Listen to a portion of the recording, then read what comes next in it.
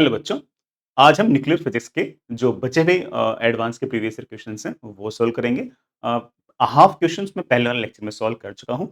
चाहे nuclear physics हो चाहे बाकी चैप्टर हो, सारे के सारे जो लेक्चर्स हैं वो इसी प्लेलिस्ट में आपको मिल जाएंगे। केमिस्ट्री की भी प्लेलिस्ट बड़ा आप है ना, मेरे ख्याल से कमेंट बॉक्स में या फिर डिस्क्रिप्शन में कहीं ना कहीं आपको मिल जाएगी।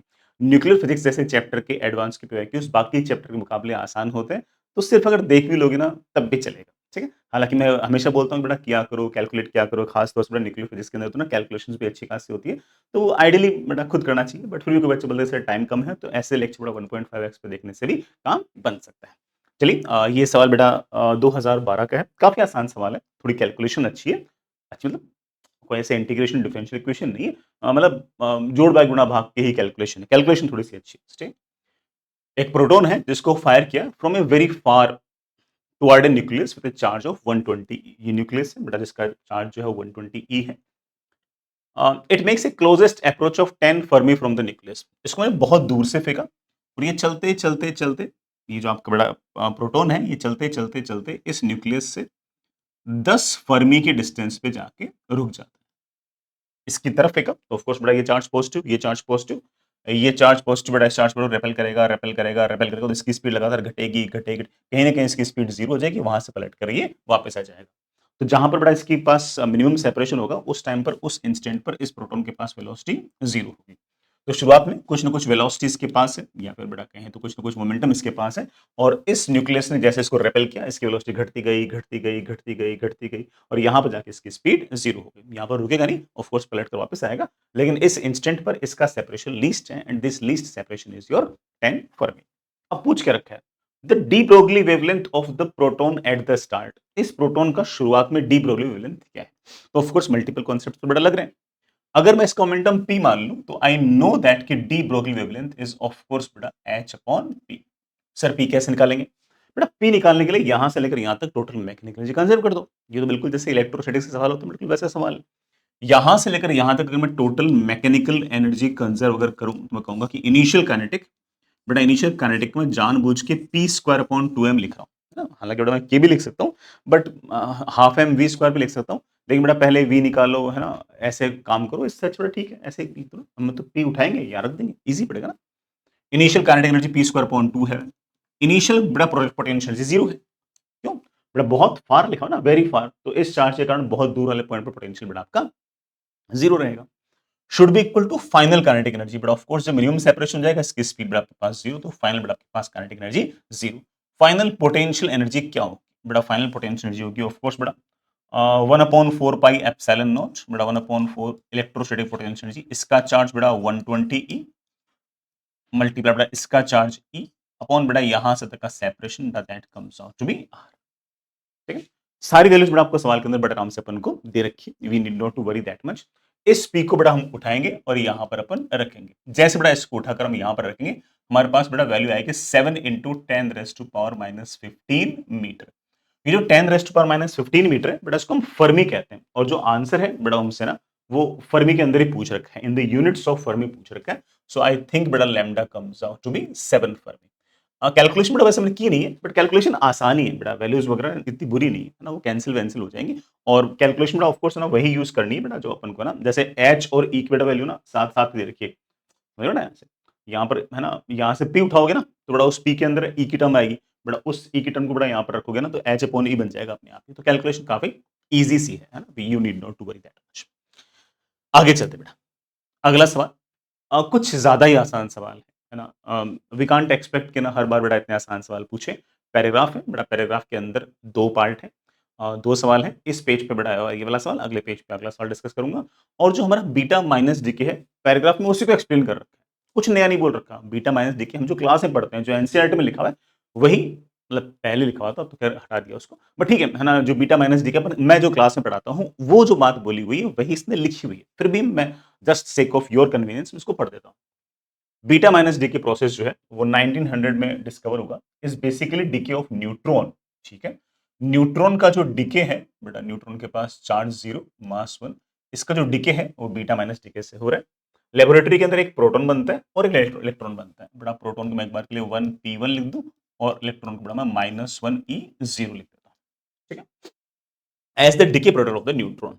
Before considering the decay of the neutron as a tri-body decay process, it was predicted that theoretically that kinetic energy of the electron should be constant. अब देखो ये वाली बात है ना, क्लास में बोली गई बात है ना, सुनना कि भाई एग्जैक्टली कहना क्या चाह रहे हैं। जैसे ही ये न्यूट्रॉन टूटा, न्यूट्रॉन बड़ा रेस्ट पे था, इसका एक बना प्रोटॉन और एक बना बड़ा आपके पास इलेक्ट्रॉन, है ना, ठीक है। न्यूट्रॉन अगर रेस्ट पे था तो प्रोटॉन बड़ा अगर जाएगा लेफ्ट तो बड़ा ये जाएगा आपके पास राइट, ठीक है। लेट्स से कि इस पूरी रिएक्शन के अंदर है ना कुछ बड़ा मास डिफेक्ट अपन लोगों ने निकाला। मास डिफेक्ट बड़ा कैसे निकालेंगे, मैं कुछ ज्यादा एक्सप्लेन कर रहा हूँ क्योंकि बड़ा सवाल आसान है, मैं सोच रहा हूँ इसी बार एक बीटा माइनस के भी साथ साथ चिपका देता हूँ ना। मास डिफेक्ट होगा of course mass of neutron minus बड़ा इनका मास, दैट इज मास ऑफ बड़ा what proton plus mass of electron, रफली बड़ा ठीक है ये मेरे पास ना डेल्टा एम। अगर मुझे क्यू वैल्यू निकालनी होगी बेटा that Q value will be of course बेटा what delta M into C square. इस क्यू वैल्यू को यूज करने वाले दो जने हैं, कौन कौन है? इस क्यू वैल्यू को यूज करने वाले दो जने हैं, एक तो बेटा ऑफ कोर्स कौन, kinetic energy of proton plus बेटा of course kinetic energy of electron, isn't it? तीसरा तो कोई है ही नहीं ना अभी तक तो। अब in kinetic energy of electron और काइनेटिक एनर्जी ऑफ प्रोटॉन में क्या रिलेशन है, तो उसके लिए बेटा ऑफ कोर्स मोमेंटम कंजर्वेशन की इक्वेशन है, ये हमने अल्फा पार्टिकल डीके के अंदर भी सीखा है, यहां पर भी यही कहानी है। इसके पास लेफ्ट मोमेंटम आएगा बेटा, क्या आएगा, root of 2 times mass of proton into kinetic energy of proton. इसके पास राइट के अंदर मोमेंटम आएगा root of 2 times mass of electron kinetic energy of electron. We know that कि न्यूट्रॉन शुरुआत में रेस्ट पे था, अब न्यूट्रॉन टूटा तो एक जना लेफ्ट गया एक जना राइट गया, अब नेट मोमेंटम जीरो होना चाहिए। इसके लिए ऑब्वियस बात है कि लेफ्ट का momentum should be equal to right का मोमेंटम। जैसे मैंने लेफ्ट का मोमेंटम बराबर राइट का मोमेंटम किया बेटा, मेरे पास बड़े आराम से एक इक्वेशन आ गई, mass of proton kinetic energy of proton should be equal to mass of electron kinetic energy of electron. तो यहां से मेरे पास क्या आ गया, मेरे पास आ गया kinetic energy of proton upon kinetic energy of electron is equals to mass of electron upon mass of proton. अब मुझे पता है कि इलेक्ट्रॉन का जो मास है ना वो प्रोटॉन के मास के मुकाबले तो लगभग लगभग 1800 गुना कम है, मतलब ये जो रेशियो है ना ये लगभग लगभग बड़ा 1/1800 के आसपास आता है। इसका मतलब काइनेटिक एनर्जी का रेशियो जो होगा ना वो भी बेटा लगभग लगभग 1:1800 के आसपास आएगा। तो क्या हम ऐसा कह सकते हैं कि इलेक्ट्रॉन के मुकाबले प्रोटॉन के पास काइनेटिक एनर्जी बहुत कम है?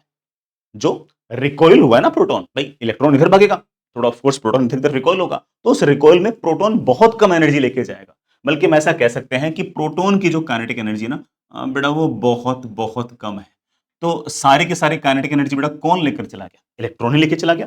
तो काइनेटिक ये अगर प्रोटॉन के पास अगर काइनेटिक एनर्जी अगर बहुत ही कम आई तो मैं बड़े आराम से ऐसे कह सकता हूं कि इलेक्ट्रॉन की जो काइनेटिक एनर्जी है ना वो क्यू वैल्यू के बराबर आनी चाहिए। तो मेरा पूरी बात को बताने का फ्लो सोचो ना कि मैं क्या बोल रहा हूं। ये बेटा मैंने आपको थ्योरी में सारी सारी बातें एग्जैक्टली ऐसे बोली हैं, ठीक है। इसका मतलब सारे के सारे जो क्यू वैल्यू है ना वो कौन ले जाना चाहिए, इलेक्ट्रॉन ले जाना चाहिए, ये हमारी एक्सपेक्टेशन है। अब क्या हो रहा है उसको डिस्कस करते हैं। But experimentally, it was observed that the electron kinetic energy has continuous spectrum. हमारी क्या एक्सपेक्टेशन थी कि इस पूरी इक्वेशन का एक स्पेसिफिक डेल्टा एम आएगा, उस डेल्टा एम से क्यू वैल्यू आएगी और ये सारे के सारे Q value kinetic energy of electron की हो जानी चाहिए। लेकिन एक्सपेरिमेंटली में पता लगा कि इलेक्ट्रॉन के पास काइनेटिक एनर्जी स्पेसिफिकली क्यू ना आकर पूरा का पूरा एक स्पेक्ट्रम है। हो सकता है कि ना जीरो से लेकर क्यू के बीच में इलेक्ट्रॉनिक काइनेटिक एनर्जी सारी वैल्यूज लेती हो। स्पेक्ट्रम कहने का मतलब ये हुआ। हाउ इज इट हैपनिंग, शायद वो कुछ ना कुछ बताएगा, मैं लेट्स रीड इट आउट। हालांकि जो बच्चा बड़ा बीटा माइनस डी के पहले से पढ़ चुका है अच्छे से, वो कहकर सर क्या फालतू बातें कर रहे हो, तो थ्योरी वाली बात बोल रहे हो। हाँ बेटा मैं क्या करूं, लिख रखा है उसने कंसिडरिंग 3 बॉडी डीके प्रोसेस। अब उसने 3 बॉडी डीके कर दिया कि 3 बॉडी वाला आइडिया आया कहां से, यहीं से आया कि यार ना हम क्या सोच रहे थे कि ना इलेक्ट्रॉन के पास काइनेटिक एनर्जी, जैसे मान लो कि लेट्स से कि क्यू वैल्यू रिएक्शन की 5 मेगा इलेक्ट्रो वोल्ट है फॉर एग्जांपल, तो हमारी एक्सपेक्टेशन थी कि इलेक्ट्रॉन के पास काइनेटिक एनर्जी 5 मेगा इलेक्ट्रॉन होनी चाहिए, क्योंकि प्रोटॉन तो बहुत ही कम एनर्जी लेके जा रहा है, तो सारी क्यू वैल्यू इलेक्ट्रॉन लेके चला गया। लेकिन एक्सपेरिमेंटली पता लगा कि इलेक्ट्रॉन के पास काइनेटिक एनर्जी 0 से लेकर 5 मेगा इलेक्ट्रो वोल्ट तक सारी आ रही है। इसका मतलब क्या है कि कोई ना कोई एक पार्टिकल और निकल रहा होगा, है ना। तो 2 पार्टिकल नहीं निकल रहे, 3 निकल रहे हैं, और वो तीसरा भी बाद में आइडेंटिफाई कर लिया गया। और ऐसे ही but of course science grow करती है। Let's see, neutron is converting into proton, देखो देखो, इलेक्ट्रॉन प्लस एंटी न्यूट्रिनो, साथ साथ में बेटा क्या निकल रहा है, एक एंटी न्यूट्रिनो और निकल रहा है। बट आपके नोट्स खराब ना हो जाए, मैं इसलिए मैं उसको अगले पेज पे लिख दूंगा, एक एंटी न्यूट्रिनो और निकल रहा है। आप बोलोगे सर बिल्कुल सही बात है, आपने सर में सिखा भी रखा है कि बीटा प्लस डीके के अंदर एक न्यूट्रिनो निकलता है और इलेक्ट्रॉन के एमिशन के साथ-साथ हमेशा हमारे पास एक एंटी न्यूट्रिनो निकलता है और ये है ना एंगुलर मोमेंटम और एनर्जी कंजर्वेशन वाले जो हमारे फंडे हैं उसको और बेटर तरीके से मैनेज करने के लिए निकलते हैं। अराउंड 1930 बेटा Pauli's explained the process observed electron energy spectrum. उन्होंने इस किस तरह से एक्सप्लेन किया होगा कि हाँ यार अब ये जो क्यू वैल्यू है ना इसको ले जाने वाले अब दो जने हो गए। कौन-कौन हो गया? एक आपका एंटी न्यूट्रिनो हो गया, जो बच गया वो इलेक्ट्रॉन ले जाएगा। ठीक है? तो अब कहानी बेटा कुछ-कुछ ऐसी हो गई। तो मैं एक काम करता हूँ बेटा सेम चीज़ को मैं अगले पेज पे लिखता हूँ। अगले पेज पे इस इलेक्ट्रॉन के साथ-साथ बेटा मेरे पास एक एंटी न्यूट्रिनो और निकल रहा है और एंटी न्यूट्रिनो लेट्स से मैं ऐसे एग्जांपल के लिए बोल रहा हूँ कि लेट्स से कि ई एनर्जी लेकर भाग गया। अगर वो ई एनर्जी लेकर भाग गया तो अब इलेक्ट्रॉन के पास जो काइनेटिक एनर्जी आएगी ना वो कितनी आएगी? तो बच्चे बोलेंगे सर प्रोटॉन तो क्यू वैल्यू हमने निकाल ली, क्यू वैल्यू हमने निकाल ली। अच्छा हाँ, ये जो एंटी न्यूट्रिनो ना ये बड़ा ऑफ कोर्स है ना हम एक बार के लिए मासलेस मानेंगे। यह चीज आगे लिखी हुई है, मैं एक बार मैं अपनी बात की जो फ्लो है उसको एक बार तो तोड़ता नहीं हूं।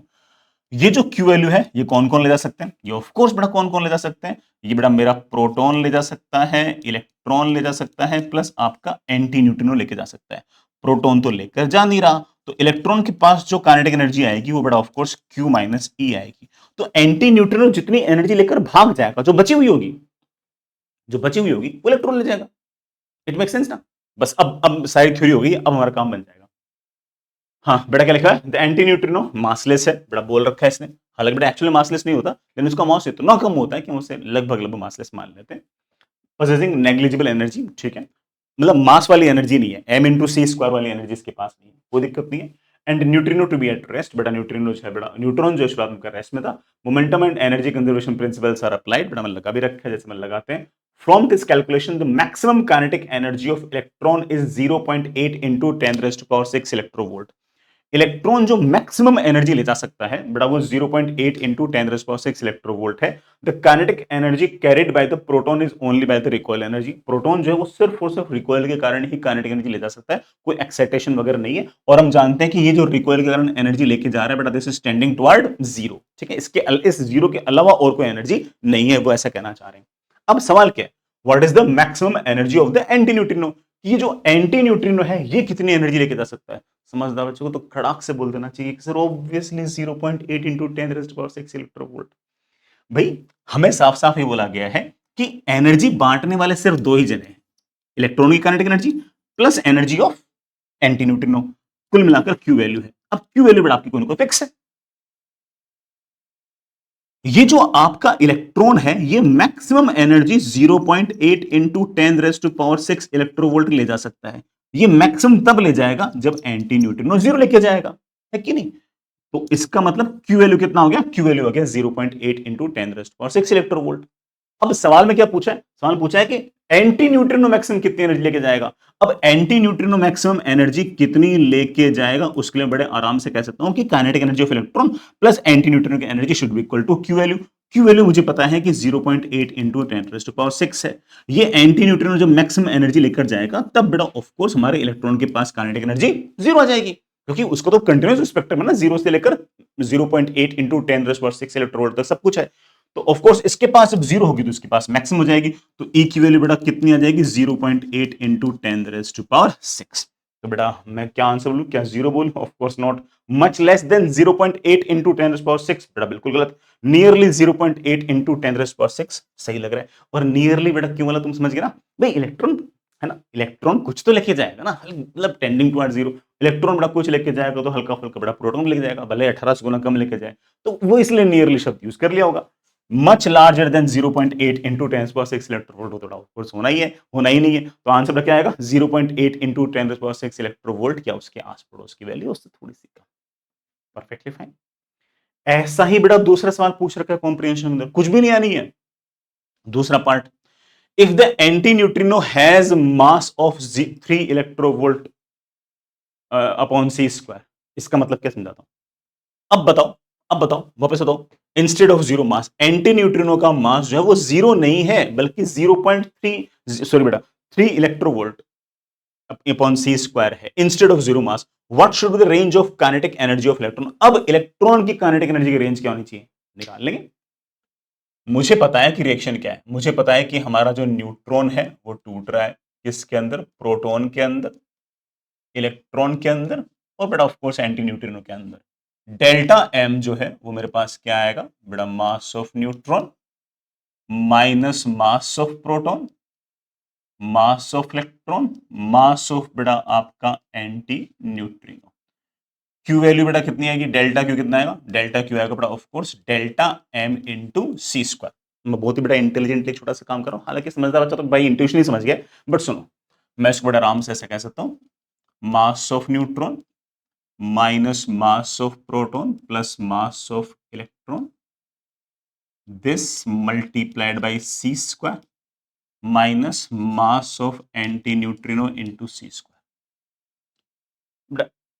इस बेटा डेल्टा क्यू जो होता है ना, delta M into C square, delta M बढ़ाइए भाई, मास ऑफ एंटी न्यूट्रिनो अलग से लिख दिया, क्यों? क्योंकि सब एक कॉम्प्रिहेंशन के पहले वाले पार्ट में मुझे पता है कि जब एंटी न्यूट्रिनो वाला मास कंसीडर नहीं किया था, तो ये वाली जो वैल्यू है ना, ये मेरे पास कितनी आई थी, ये वाली वैल्यू पर मेरे पास आई थी 0.8 इंटू 10⁻⁶ इलेक्ट्रो। तो अब मेरे पास जो क्यू वैल्यू या डेल्टा क्यू आई है वो आई है 0.8 इंटू 10⁻⁶ इलेक्ट्रोवोल्ट। ये mass of gamma particle into C square, बेटा ये भी तो है, इसकी वैल्यू पहले तो जीरो थी, इस बार कितनी है, इस बार बेटा है 3 इलेक्ट्रोवोल्ट। बेटा कोई दिक्कत नहीं है, 3 इलेक्ट्रोवोल्ट अपॉन सी स्क्वायर से सी स्क्वायर कैंसिल। तो मास ऑफ एंटी न्यूट्रिनो जो है ना बेटा, उसको अगर मैं सी स्क्वायर से मल्टीप्लाई करता हूं तो उस वो भी एक मास एनर्जी लेके जा रहा है, दैट इज 3 इलेक्ट्रोवोल्ट।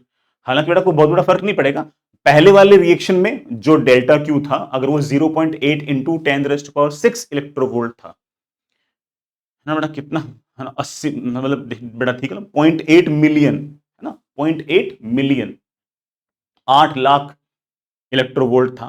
तो अब जो क्यू वैल्यू है वो बेटा 7,99,997।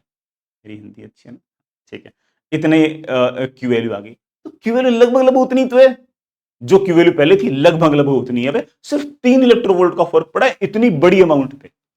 तो बेटा पहले आपके पास जो क्यू वैल्यू थी ना वो 8 लाख थी, है कि नहीं?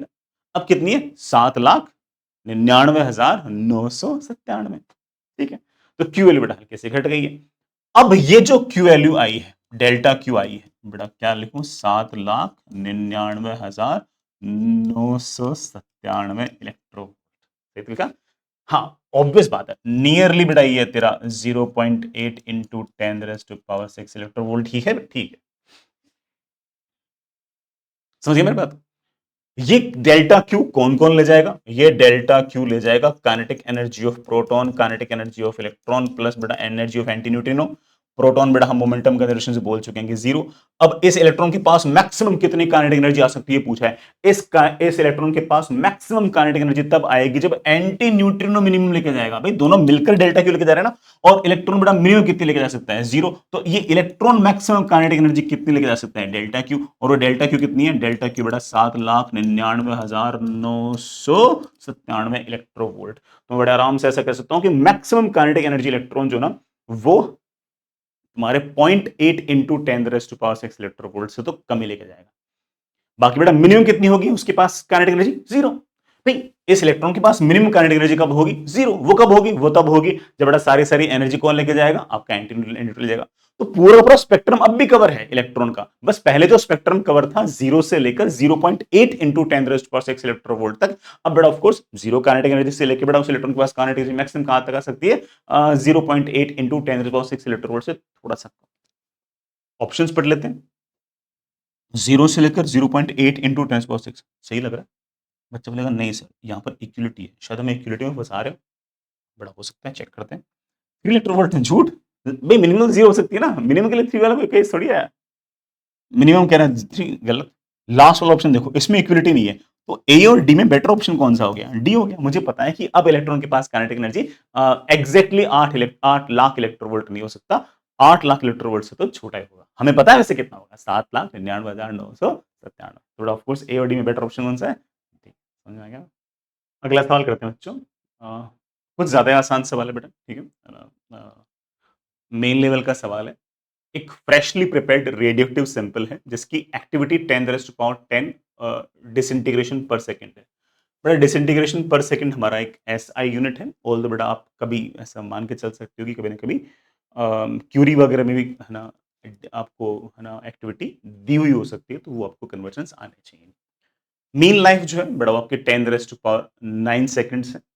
और the mass of an atom of this radio isotope is this much. जो मास है बेटा वो टोटल एक एटम का वो 10⁻25 kg है। तो मुझसे मास ऑफ सैंपल पूछा है मिलीग्राम के अंदर। तो ठीक बेटा, अगर अकेले पार्टिकल का मास अगर मुझे पता है, ठीक है, और टोटल मास अगर मुझसे पूछा है तो मैं बड़े आराम से ऐसा कह सकता हूँ कि टोटल मास जो होगा वो होगा total number of particles multiplied by mass of atom, isn't it? ये मुझे दे रखा है, ये मैंने निकाल लिया तो काम बन जाएगा। तो मुझे कुल मिला के एन निकालना है, एन भी निकाल लेंगे। एन कैसे आएगा? मुझे पता है कि activity is always equals to lambda into N, है ना बेटा? ये मैंने जानबूझकर माइनस डी एन बटे इसलिए दिया क्योंकि आपको सबकॉन्शियस माइंड में याद रह जाए कि एक्चुअल फॉर्मूला आपके पास ये है। एक्टिविटी एस आई यूनिट मेरे पास 10⁻10 है। लेमडा बेटा, लेमडा मेरे ख्याल से 1/t मीन लाइफ होता होगा, है कि नहीं बेटा? लेमडा जो होता है बेटा that is 0.693 upon half life, या बेटा 0.693 upon lambda is equals to half life, ये वाला फॉर्मूला में याद ही रहता है। साथ ही साथ अगर मीन लाइफ की अगर बात करो तो 1 upon mean life is equals to your lambda, ठीक है। तो हम बड़े आराम से ऐसा कह सकते हैं कि एन की वैल्यू मेरे पास आ गई है 10⁻10 इनटू बेटा आपका मीन टाइम बेटा ऊपर चला गया, दैट कम्स आउट 10⁻9 बेटा। ये भी सेकंड्स में बिल्कुल एस आई यूनिट है। तो नंबर ऑफ पार्टिकल्स बेटा कितने हो गए? 10⁻19। 10⁻19 बेटा पार्टिकल्स हैं और मास अकेले पार्टिकल का 10⁻⁻25 kg है। थोड़ा कुल मिलाकर मेरे पास 10⁻⁻6 kg मास आ गया। मुझे क्या पूछा है? मिलीग्राम के अंदर बेटा देख लो, that is of course 10⁻³ grams, isn't it? एक बेटा 10⁻³ और लगाया, मेरे पास आ गया that is equals to 1 milligram. कोई दिक्कत नहीं बेटा, इन दोनों के अंदर 10⁻6 के फैक्टर का अंतर है, इन दोनों में 10⁻³ के फैक्टर का अंतर है। तो answer should be what? 1 milligram. आगे चलते हैं बेटा। अच्छा सवाल है, बढ़िया सवाल है, रिलेटिवली बेटर है बेटा। हमारे पास to determine half life of a radio active element a student plots graph between log of activity. ये बड़ा एक्टिविटी है डीएन बाई डी टी, है ना? ये एक्टिविटी तो है, mod of DN by D activity है। उसके लॉग का टाइम के साथ ग्राफ बना रखा है, एंड ग्राफ इज बड़ा समथिंग लाइक दिस। हो सकता है किसी बच्चे को ना दिखाई दे, तो graph is like this, straight line graph आ रहा है। लॉग लेने पे तो बड़ा ऑफ कोर्स स्ट्रेट लाइन ही ग्राफ आएगा ना, क्योंकि वैसे तो एक्सपोनेंशियल होता है ना, ग्राफ वगैरह होते हैं इसके अंदर ना। और अगर लॉग ले लो बड़ा लीनियर बन जाएगा, तो दैट मेक्स सेंस। बाकी अपन बनाते हैं क्वेश्चंस ना। Is the rate of decay at any time constant? but ठीक है, the number of radioactive nuclei of this element decreases by a factor of p after 4.16 second। 4.16 second के अंदर अगर number of particles N naught थे तो वो N not upon P हो गए कितने टाइम के अंदर? 4.16 ईयर्स के अंदर। तो मुझे क्या पूछा है? ये पी की वैल्यू पूछी है। ये तो पता लगेगा ना, या तो मुझे लैम्डा बताओ या हाफ लाइफ बताओ, दोनों में से कम कोई एक चीज का तुम्हें आइडिया होना चाहिए ना, तो ही पता लग पाएगा। वो कैसे करेंगे बेटा? इस ग्राफ की स्ट्रेट ये जो इक्वेशन है ये लिखो। मैं जानता हूं बेटा ए अगर बी के अंदर टूट रहा है, टी इज इक्वल्स टू 0 पर अगर ए के number of particles N naught थे, किसी भी टाइम पर बेटा इसके ए के जो पार्टिकल्स होंगे उनकी संख्या होगी N naught into E raise to power minus lambda into T. ठीक है, मुझे क्या चाहिए? मुझे D N by D T चाहिए। ठीक है, D N by D T निकाल लेते हैं बेटा। D N by D T कितना आएगा बेटा? D N by D T का इसका डिफरेंशिएशन, इसका डिफरेंशिएशन आएगा minus lambda into N naught into E raise to power minus lambda into D. इसका मोड का लॉग लेना है बेटा, इसका मोड लगा दिया, मोड लगा दो प्लस हो गया। अब इसका लॉग ले लो बेटा, जैसे मैंने इसका लॉग लिया बेटा, इसका लॉग लिया तो बेटा जानते हो क्या आ जाएगा बेटा? मेरे ख्याल से जाएगा log of lambda N not minus lambda into T. यही तो बनेगा, ये तो लॉग में आ गया। ई रेस टू पावर बेटा माइनस लैम्डा टी कर लो तो बेटा माइनस लैम्डा टी आएगा ना।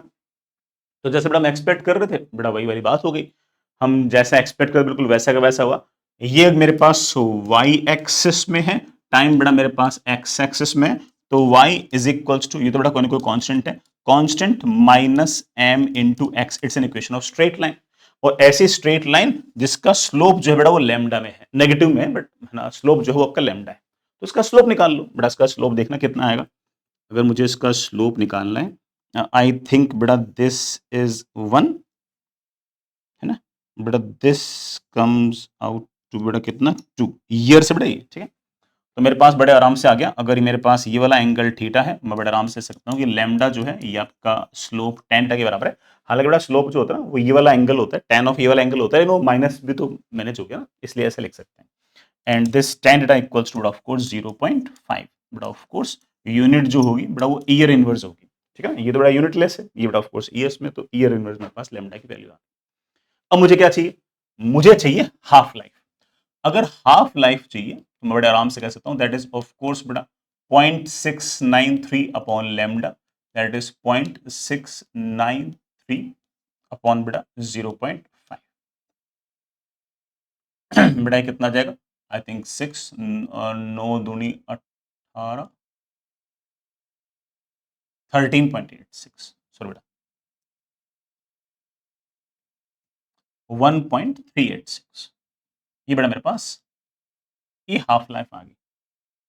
इतने टाइम के अंदर कितनी हाफ लाइव्स गुजर चुकी हैं, कितनी हाफ लाइव्स गुजर चुकी हैं, अगर वो निकालना हो हम बड़े आराम से निकाल सकते हैं। नंबर ऑफ हाफ लाइव्स आएगा टाइम अपॉन बेटा टी हाफ। टाइम कितना बेटा? टाइम है मेरे पास 4.16 डिवाइड बाय बेटा 1.386। बेटा नियरली बेटा चेक कर सकते हो कितनी हाफ लाइव्स गुजर चुकी हैं? तीन। तीन हाफ लाइफ गुजर चुकी हैं। तीन हाफ लाइफ गुजर चुकी हैं तो नंबर ऑफ पार्टिकल्स कितने हो जाएंगे? नंबर ऑफ पार्टिकल्स हो जाएंगे N not upon 2 raise to power N. बड़ा एन की वैल्यू कितनी है? 3 है, तो बड़ा मेरे पास बड़ा आराम से आ गया N not upon 2 raise to power 8। तो पहले अगर नंबर ऑफ पार्टिकल्स अगर एन नॉट थे तो अब बेटा एन नॉट अपॉन 8 है। बेटा ये 8 की वैल्यू मुझसे पूछ रखी है, तो P comes out to be 8। ये तो बड़ा ठीक है, ये मेरे पास हाफ लाइफ वाले में बड़ा ये 3 के मल्टीपल में आ गया, तो मैंने ये वाला फॉर्मूला यूज कर लिया। अदरवाइज बेटा मुझे ये वाला फॉर्मूला यूज करना पड़ता है कि n is equals to N naught E raise to power minus lambda into T. उसके अंदर हाफ लाइफ निकालने की जरूरत नहीं थी, जो लैम्डा अपन लोगों ने पहले से निकाल रखा है उसको यहाँ पुट करते, नंबर ऑफ पार्टिकल्स की वैल्यू हमें पता लग जाती। लेकिन ऐसा करने के लिए बेटा ऐसा हो सकता है कि सवाल के अंदर ना ऐसा आ जाता कि ई रेज टू पावर माइनस 0.3, तो सवाल के अंदर बेटा फिर ई रेज टू पावर माइनस 0.3 की वैल्यू अपन को दे रखी होती। ठीक है, और वैल्यूज नहीं दे रखी, इसका मतलब ऑब्वियस बात है कि हाफ लाइफ सॉल्व हो जाएगा। ठीक है, हेलो, अगला सवाल करते हैं बच्चों। नेक्स्ट इज एक्सट्रीमली इजी, बड़ा 2009 का सवाल है एंड कुछ ज्यादा ही आसान कॉम्प्रिहेंशन है। कॉम्प्रिहेंशन में 3 पार्ट है और तीनों ही एक्सट्रीमली आसान है। एक एक करके बड़ा पढ़ते हैं। Scientist are working hard to develop a nuclear fusion reactor. Nuclear fusion करा सकते हैं, लेकिन फ्यूजन का जो रिएक्टर है ना वो बनाना मुश्किल है, क्योंकि बेटा न्यूक्लियर फ्यूजन जो है जैसे कि मैं आपको बता चुका हूँ बहुत ही हाई टेम्परेचर पे होता है, तो इसलिए उसकी रिएक्टर को बनाना थोड़ा सा मुश्किल रहता है। तो उसके बारे में कुछ बातें बोल रही है, let's read it. Nuclei of heavy hydrogen, but a heavy hydrogen is isotope of hydrogen, that is 1h2, known as deuteron and denoted by D, can be thought of a candidate for fusion reactor. Fusion reactor में बेटा हम 1h2 use करते हैं as a raw material. The DD reaction, मतलब DD reaction मतलब deuteron और deuteron को हम फ्यूज करा रहे हैं, 1h2 और 1h2 मिलकर 2h3 He3 और न्यूट्रॉन बनता है और साथ साथ में एनर्जी निकल रही है। ऐसी कई रिएक्शन हो सकती है, उसमें से एक लिखी हुई है। Although reaction is not needed in the question, but बता रहा हूँ। In the core of the fusion reactor, मैं एक बार इस रिएक्शन पर मैं एक छोटी सी बात बोल दूं। जैसे बेटा मान लो मेरे पास एक ड्यूट्रॉन है, एक ड्यूट्रॉन है, ऐसे इनको बहुत ज्यादा काइनेटिक एनर्जी के साथ बेटा हम एक दूसरे की तरफ भेजेंगे। अदरवाइज बेटा ऑफ कोर्स दोनों पॉजिटिवली चार्ज है तो एक दूसरे को रिपेल करेंगे, है ना। तो फ्यूज होने के लिए ऑफ कोर्स मुझे उनको बहुत ज्यादा काइनेटिक एनर्जी देनी पड़ेगी, तभी तो इलेक्ट्रोस्टैटिक रिपल्शन के बावजूद एक दूसरे के वो नजदीक आ पाएंगे, isn't it? तो बहुत ज्यादा स्पीड्स बेटा इनके पास होनी चाहिए। और ये बहुत ज्यादा स्पीड्स कैसे होंगी वो ऑफ कोर्स बेटा कॉम्प्रिहेंशन आपको समझाएगा। ये दोनों एक दूसरे को रिपेल करेंगे, लगातार स्पीड कम होगी कम होगी कम होगी। कभी ना कभी बेटा ऐसा होगा जब ये दोनों के दोनों बेटा एक दूसरे के काफी नजदीक पहुंच जाएंगे और एक दूसरे में इस तरह से फ्यूज हो जाएंगे। तो ultimately I need this high energy and high speed. Anyways, the core of the fusion reactor, A gas off heavy hydrogen is fully ionised.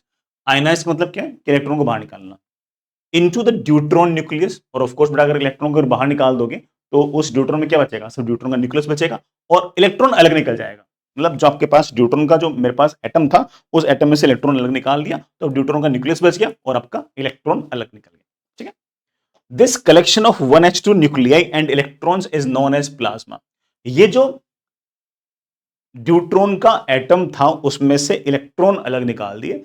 अब हमारे पास एक ऐसा अरेंजमेंट है जिसमें खूब सारे ड्यूट्रॉन के न्यूक्लियस हैं और खूब सारे इलेक्ट्रॉन्स हैं। This entire arrangement is known as plasma. totally fine. The nuclei moves randomly in the reactor core and occasionally comes close enough to the nuclear fission to take place. ठीक है बेटा, ऐसे randomly भाग रहे तो बेटा दो 1s2 एक दूसरे के नजदीक आते हैं और फ्यूज होते हैं. ठीक है. Usually the temperature in the reactor core are too high and no material wall can be used to confine the plasma. ठीक है. Special techniques are used which confines the plasma for time t naught before the particles fly away from the core. देखो यार ना साफ साफ बोल रखा है कि ना ऐसा रिएक्टर बनाना बहुत ही मुश्किल है जिसमें हम प्लाज्मा को रख पाए. और उसने ऐसा बोल रखा है कि प्लाज्मा को ना टी नॉट टाइम तक हमें उसको अंदर रखना है. ठीक है. टी नॉट कोई ना कोई टाइम है, उस टाइम तक प्लाज्मा को अंदर रखना है. उसके बाद प्लाज्मा ना बाहर निकल ही जाएगा क्योंकि उसके पास एनर्जी इतनी ज्यादा है. एनर्जी ज्यादा क्यों बेटा, तुम समझिए ना, टेम्परेचर बहुत ज्यादा होगा और उनके पास स्पीड बहुत ज्यादा होगी. तो ऑफ कोर्स बेटा जो ड्यूट्रॉन के जो एटम्स होंगे, एटम्स भी क्या, तो न्यूक्लियस ही होगी, वो जो न्यूक्लियस होगा वो आपकी बेटा जो दीवार होगी उसको पार करके बाहर निकल सकते हैं, निकल जाते हैं. लेकिन अगर वो टी नॉट टाइम तक भी अगर अंदर रह गए तो रिएक्शंस हो जाएंगी. ये टी नॉट मिनरल टाइम थोड़ा सा इंपॉर्टेंट है. ठीक है. N is the density. बेटा डेंसिटी जो ना वो नंबर ऑफ, ये बेटा आपके पास जो ड्यूट्रॉन्स पर यूनिट वॉल्यूम है इज और बेटा वॉल्यूम है of deuteron. The N T naught, N into T naught is known as Lawson number. कितनी देर तक बेटा मैं इनको अंदर रख सकता हूं वो वाला टाइम है टी नॉट, और कितने ड्यूट्रॉन्स पर यूनिट वॉल्यूम है that is known as N. ये जो एन इंटू टी नॉट है बेटा इसको हम बोलते हैं लॉसन नंबर. ठीक है. ये हमारे ऑफकोर्स सिलेबस में नहीं है, लिख रखा है उसने, कॉम्प्रिहेंशन में ऑफकोर्स नई इंफॉर्मेशन दी है. There must be some use of it, so let's see it. In one of the criteria, a reactor is termed successful if Lawson number is greater than this much. एक reactor बेटा तभी successful है जब Lawson number 5 into 10⁻14 seconds per centimetre cube से बड़ा हो. बेटा ये सेकंड्स है तो बेटा ऑफ कोर्स टाइम तो सेकंड्स में जाएगा. बेटा ये 1 सेंटीमीटर क्यूब में आ जाएगा. अगर इसकी वैल्यू बेटा लॉसन नंबर की वैल्यू अगर बेटा मान लो कि 5 इंटू 10⁻14 से अगर ज्यादा होगी तभी हम जानेंगे कि हमारा जो रिएक्टर है वो सक्सेसफुल है. ऑफ कोर्स बेटा नंबर ऑफ पार्टिकल्स भी खूब सारे होने चाहिए, एन भी ज्यादा से ज्यादा होना चाहिए और ज्यादा समय के लिए प्लाज्मा हमारे रिएक्टर में टिकना भी चाहिए. तभी तो एन इंटू टी नॉट बड़े से बड़ा होना चाहिए. लेकिन वो किसी भी केस में 5 into 10⁻14 seconds per centimetre cube से छोटा नहीं होना चाहिए. अगर उससे छोटा है तो मान के चलेंगे हमारा ये जो रिएक्टर है इतना अच्छा नहीं. ठीक है. बट बाकी बोर्ड्स में कांस्टेंट वगैरह दे रखे. पहला सवाल, in the core of nuclear fusion reactor the gas becomes plasma because of. Plasma किस कारण से बनती है? मतलब बल्कि कहूंगा कि ऑप्शन पढ़ने से पहले ही सोच लो ना कि प्लाज्मा क्यों कैसे बनती है. सवाल में लिख रखा है ना. हाई टेम्परेचर पे है ना आयनाइज कर देंगे न्यूट्रॉन को, इलेक्ट्रॉन्स अलग हो जाएंगे और बड़ा आपका न्यूक्लियस अलग हो जाएगा, इस ऐसे प्लाज्मा बनता है. ये तो बोला था. इन चार ऑप्शंस में ढूंढ लो कि ऐसा कहां पर लिखा होगा. बड़ा मेरे ख्याल से डी ऑप्शन सही लग रहा है. द हाई टेम्परेचर में नहीं नहीं हाँ बेटा हाई टेम्परेचर मेंटेन करेंगे बेटा, जैसे बेटा अपन हाई टेम्परेचर मेंटेन करेंगे बेटा वैसे बन जाएगा. बाकी जो ऑप्शन है बेटा तो कुलम्स की बेटा फोर्स दे रखे हैं, यहाँ पर एक स्ट्रॉन्ग न्यूक्लियर फोर्स दे रखे हैं, इनका कोई यूज ही नहीं है. हाई टेम्परेचर पर आपका जो इलेक्ट्रॉन होगा वो आयनाइज हो जाएगा, जैसे बेटा वो आयनाइज हो जाएगा आपके पास सिर्फ और सिर्फ क्या बच जाएगा, न्यूट्रॉन का न्यूक्लियस बच जाएगा, this is known as plasma.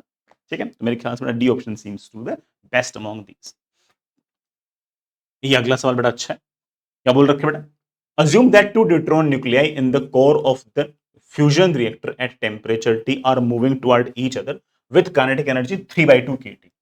बेटा एक ड्यूट्रॉन है, एक ड्यूट्रॉन है, ईच बेटा 3/2 kT एनर्जी के साथ आ रहा है. ये भी 3/2 kT एनर्जी के साथ आ रहा है बेटा, ये भी 3/2 kT एनर्जी के साथ आ रहा है बेटा. K is of course Boltzmann constant, T is the temperature, absolute temperature. ठीक है. आते हैं बहुत लार्ज सेपरेशन से आते हैं. Neglect coulombic potential energy. बेटा शुरुआत में कोई कोलम्बिक पोटेंशियल एनर्जी नहीं है. Also neglect any interaction from the other particles. बेटा इनके दूसरे के साथ किसी का इंटरेक्शन नहीं है. The minimum temperature T required for them to reach at a separation of 4 into 10⁻15 metre in the range. दोनों नजदीक आते हैं, नजदीक आते हैं और 4 इंटू 10⁻⁻15 मीटर की डिस्टेंस के अंदर आ जाते हैं. इसके लिए टेम्परेचर कितना होना चाहिए? बड़ा आसानी से कर लेंगे. Initial kinetic plus initial potential is equals to final kinetic plus final potential.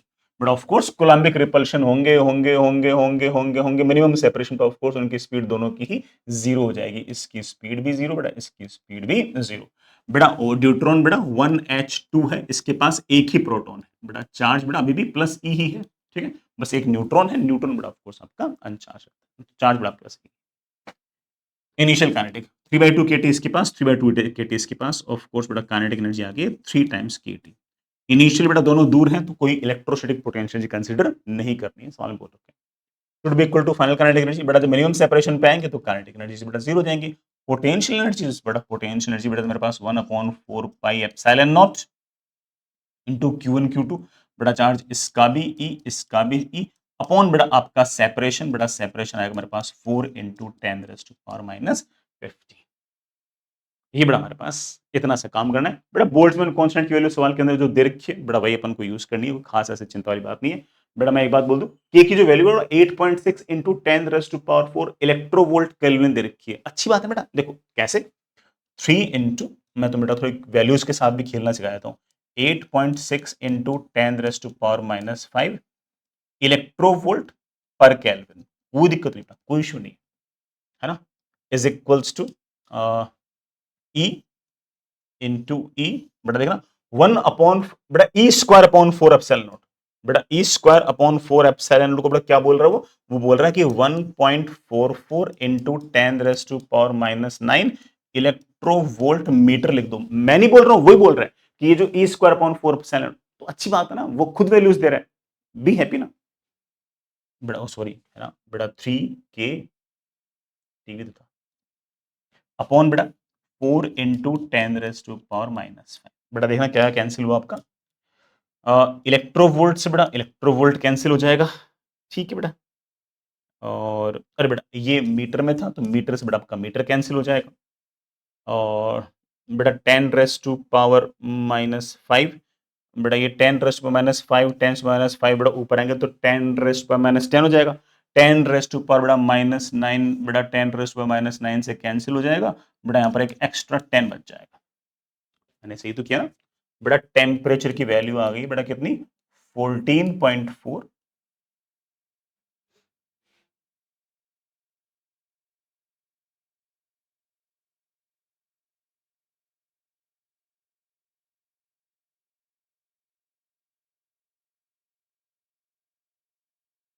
O sorry बेटा, मैंने ये 15 लेना, ये 15 है बेटा, ठीक है। 14.4 बेटा, ये 15 है तो बेटा ये 10⁻⁻10 अभी बचेगा। 14.4 बेटा, फिर ये 10⁻10 बेटा ऊपर आ जाएगा, ठीक है। नीचे बेटा क्या आ जाएगा, 4 आ जाएगा, 3 आ जाएगा, 8.6 आ जाएगा बेटा, केल्विन आ जाएगा आपके पास ऊपर। ये बेटा आपके पास आंसर होना चाहिए बेटा। जरा चेक करना कि इसकी वैल्यू बेटा रफली कितनी का थी। हाँ बेटा 14.4 this divided by 4 this divided by 3 this divided by 8.6। हाँ बेटा, ये बेटा 1.395 इंटू 10⁻⁹ केल्विन आ गया। हालांकि बेटा एग्जैक्ट वैल्यू नहीं पूछी, रेंज पूछी है बेटा। ये 1.4 इंटू 10⁻⁹ केल्विन है बेटा। 1.4 इंटू 10⁻⁹ केल्विन तो बेटा मेरे ख्याल से 1 और 2 इंटू 10⁻⁹ केल्विन के बीच में आ गया, तो मेरे ख्याल से A option seems to be the best बेटा। बाकी सारे ऑप्शंस तो बेटा ऑफ कोर्स बड़े लग रहे हैं इससे, ए ऑप्शन के अंदर बेटा आपका 1.4 थोड़ा 1 और 2 के बीच में आएगा ना, मैंने बड़ा पावर पावर मैनेज कर दी थी, ठीक है। आगे चलें, अगला सवाल मुझसे पूछ रखा है क्या, अगला सवाल पूछ रखा है बेटा, है ना मुझसे कॉम्प्रिहेंशन का अगला सवाल। Result of the calculation for 4 different design of a fusion reactor using DD reaction are given below, which is the most promising based on the Lawson criteria. बेटा ड्यूट्रॉन की डेंसिटी दे रखी है और जो कन्फाइनमेंट टाइम है T naught वो दे रखा है, और मुझसे ये पूछ रखा है कि बताओ कि हमारे पास सबसे बढ़िया प्रोमिसिंग वाला जो बेटा क्या कहते हैं रिएक्टर होगा वो कौन सा होगा।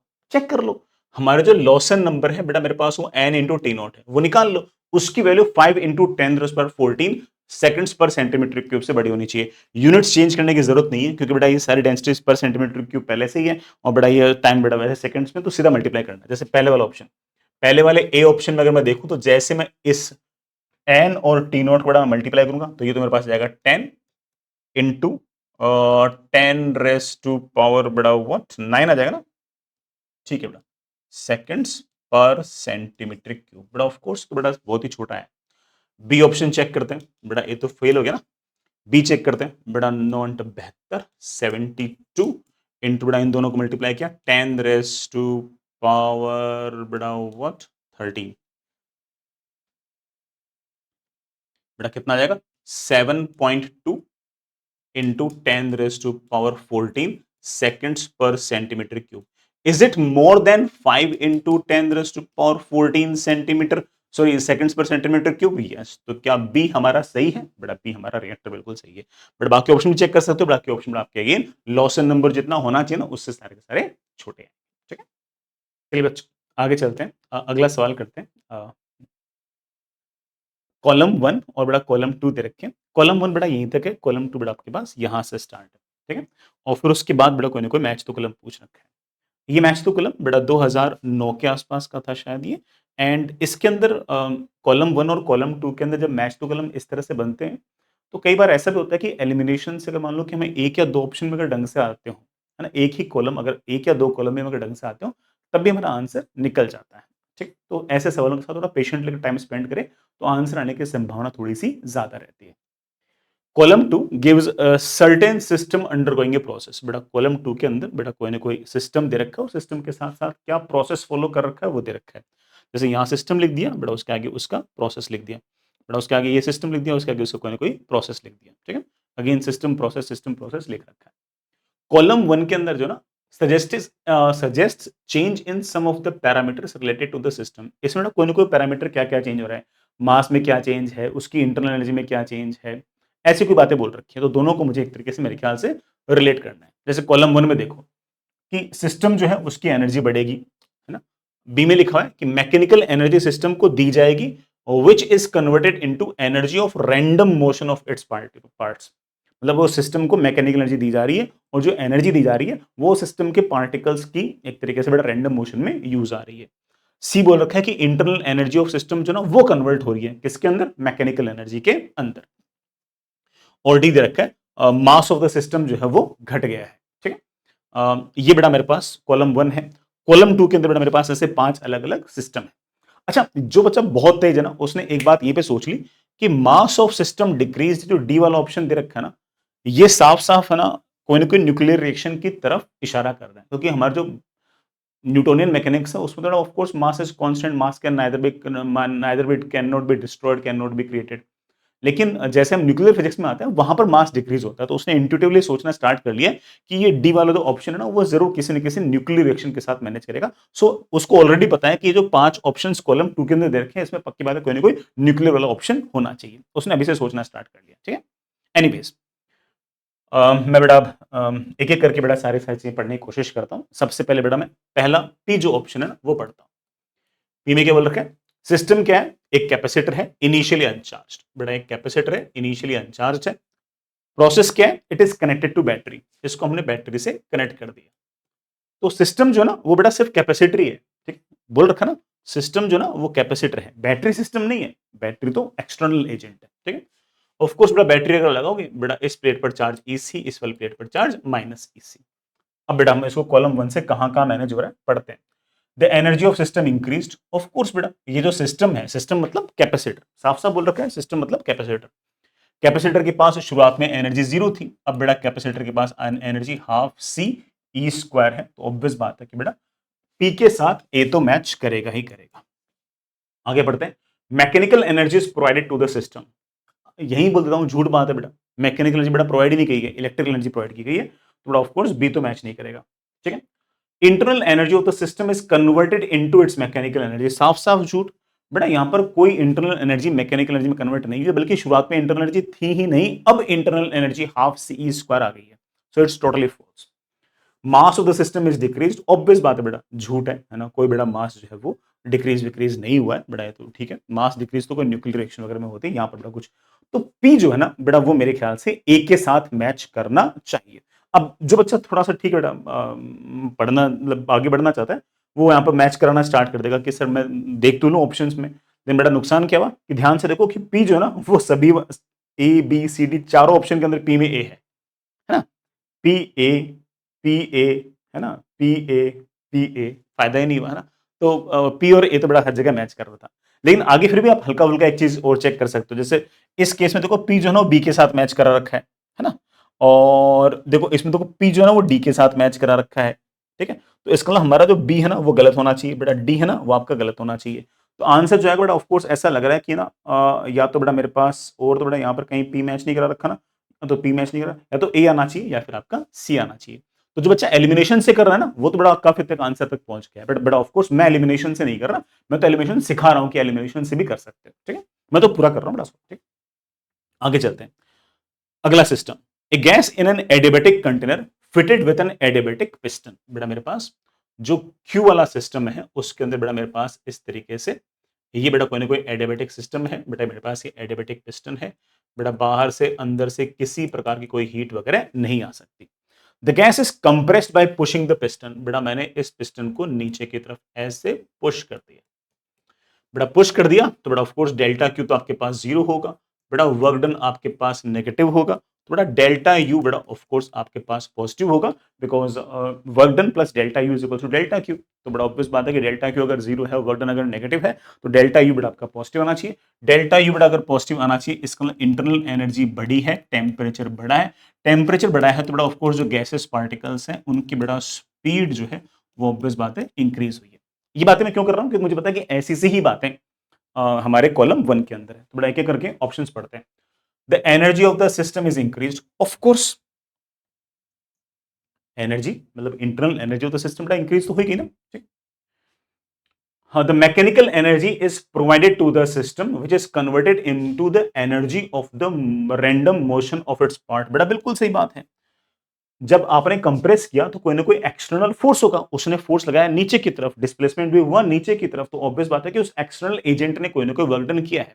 ये जो बड़ा वर्क डन मैंने नेगेटिव लिखा है तो गैस का वर्क डन लिखा है, एक्सटर्नल एजेंट ने तो बड़ा of course work done positive ही किया है ना, जैसे बड़ा केमिस्ट्री वगैरह में लिखते हैं ना कि work done on the gas, कुछ कुछ ऐसा।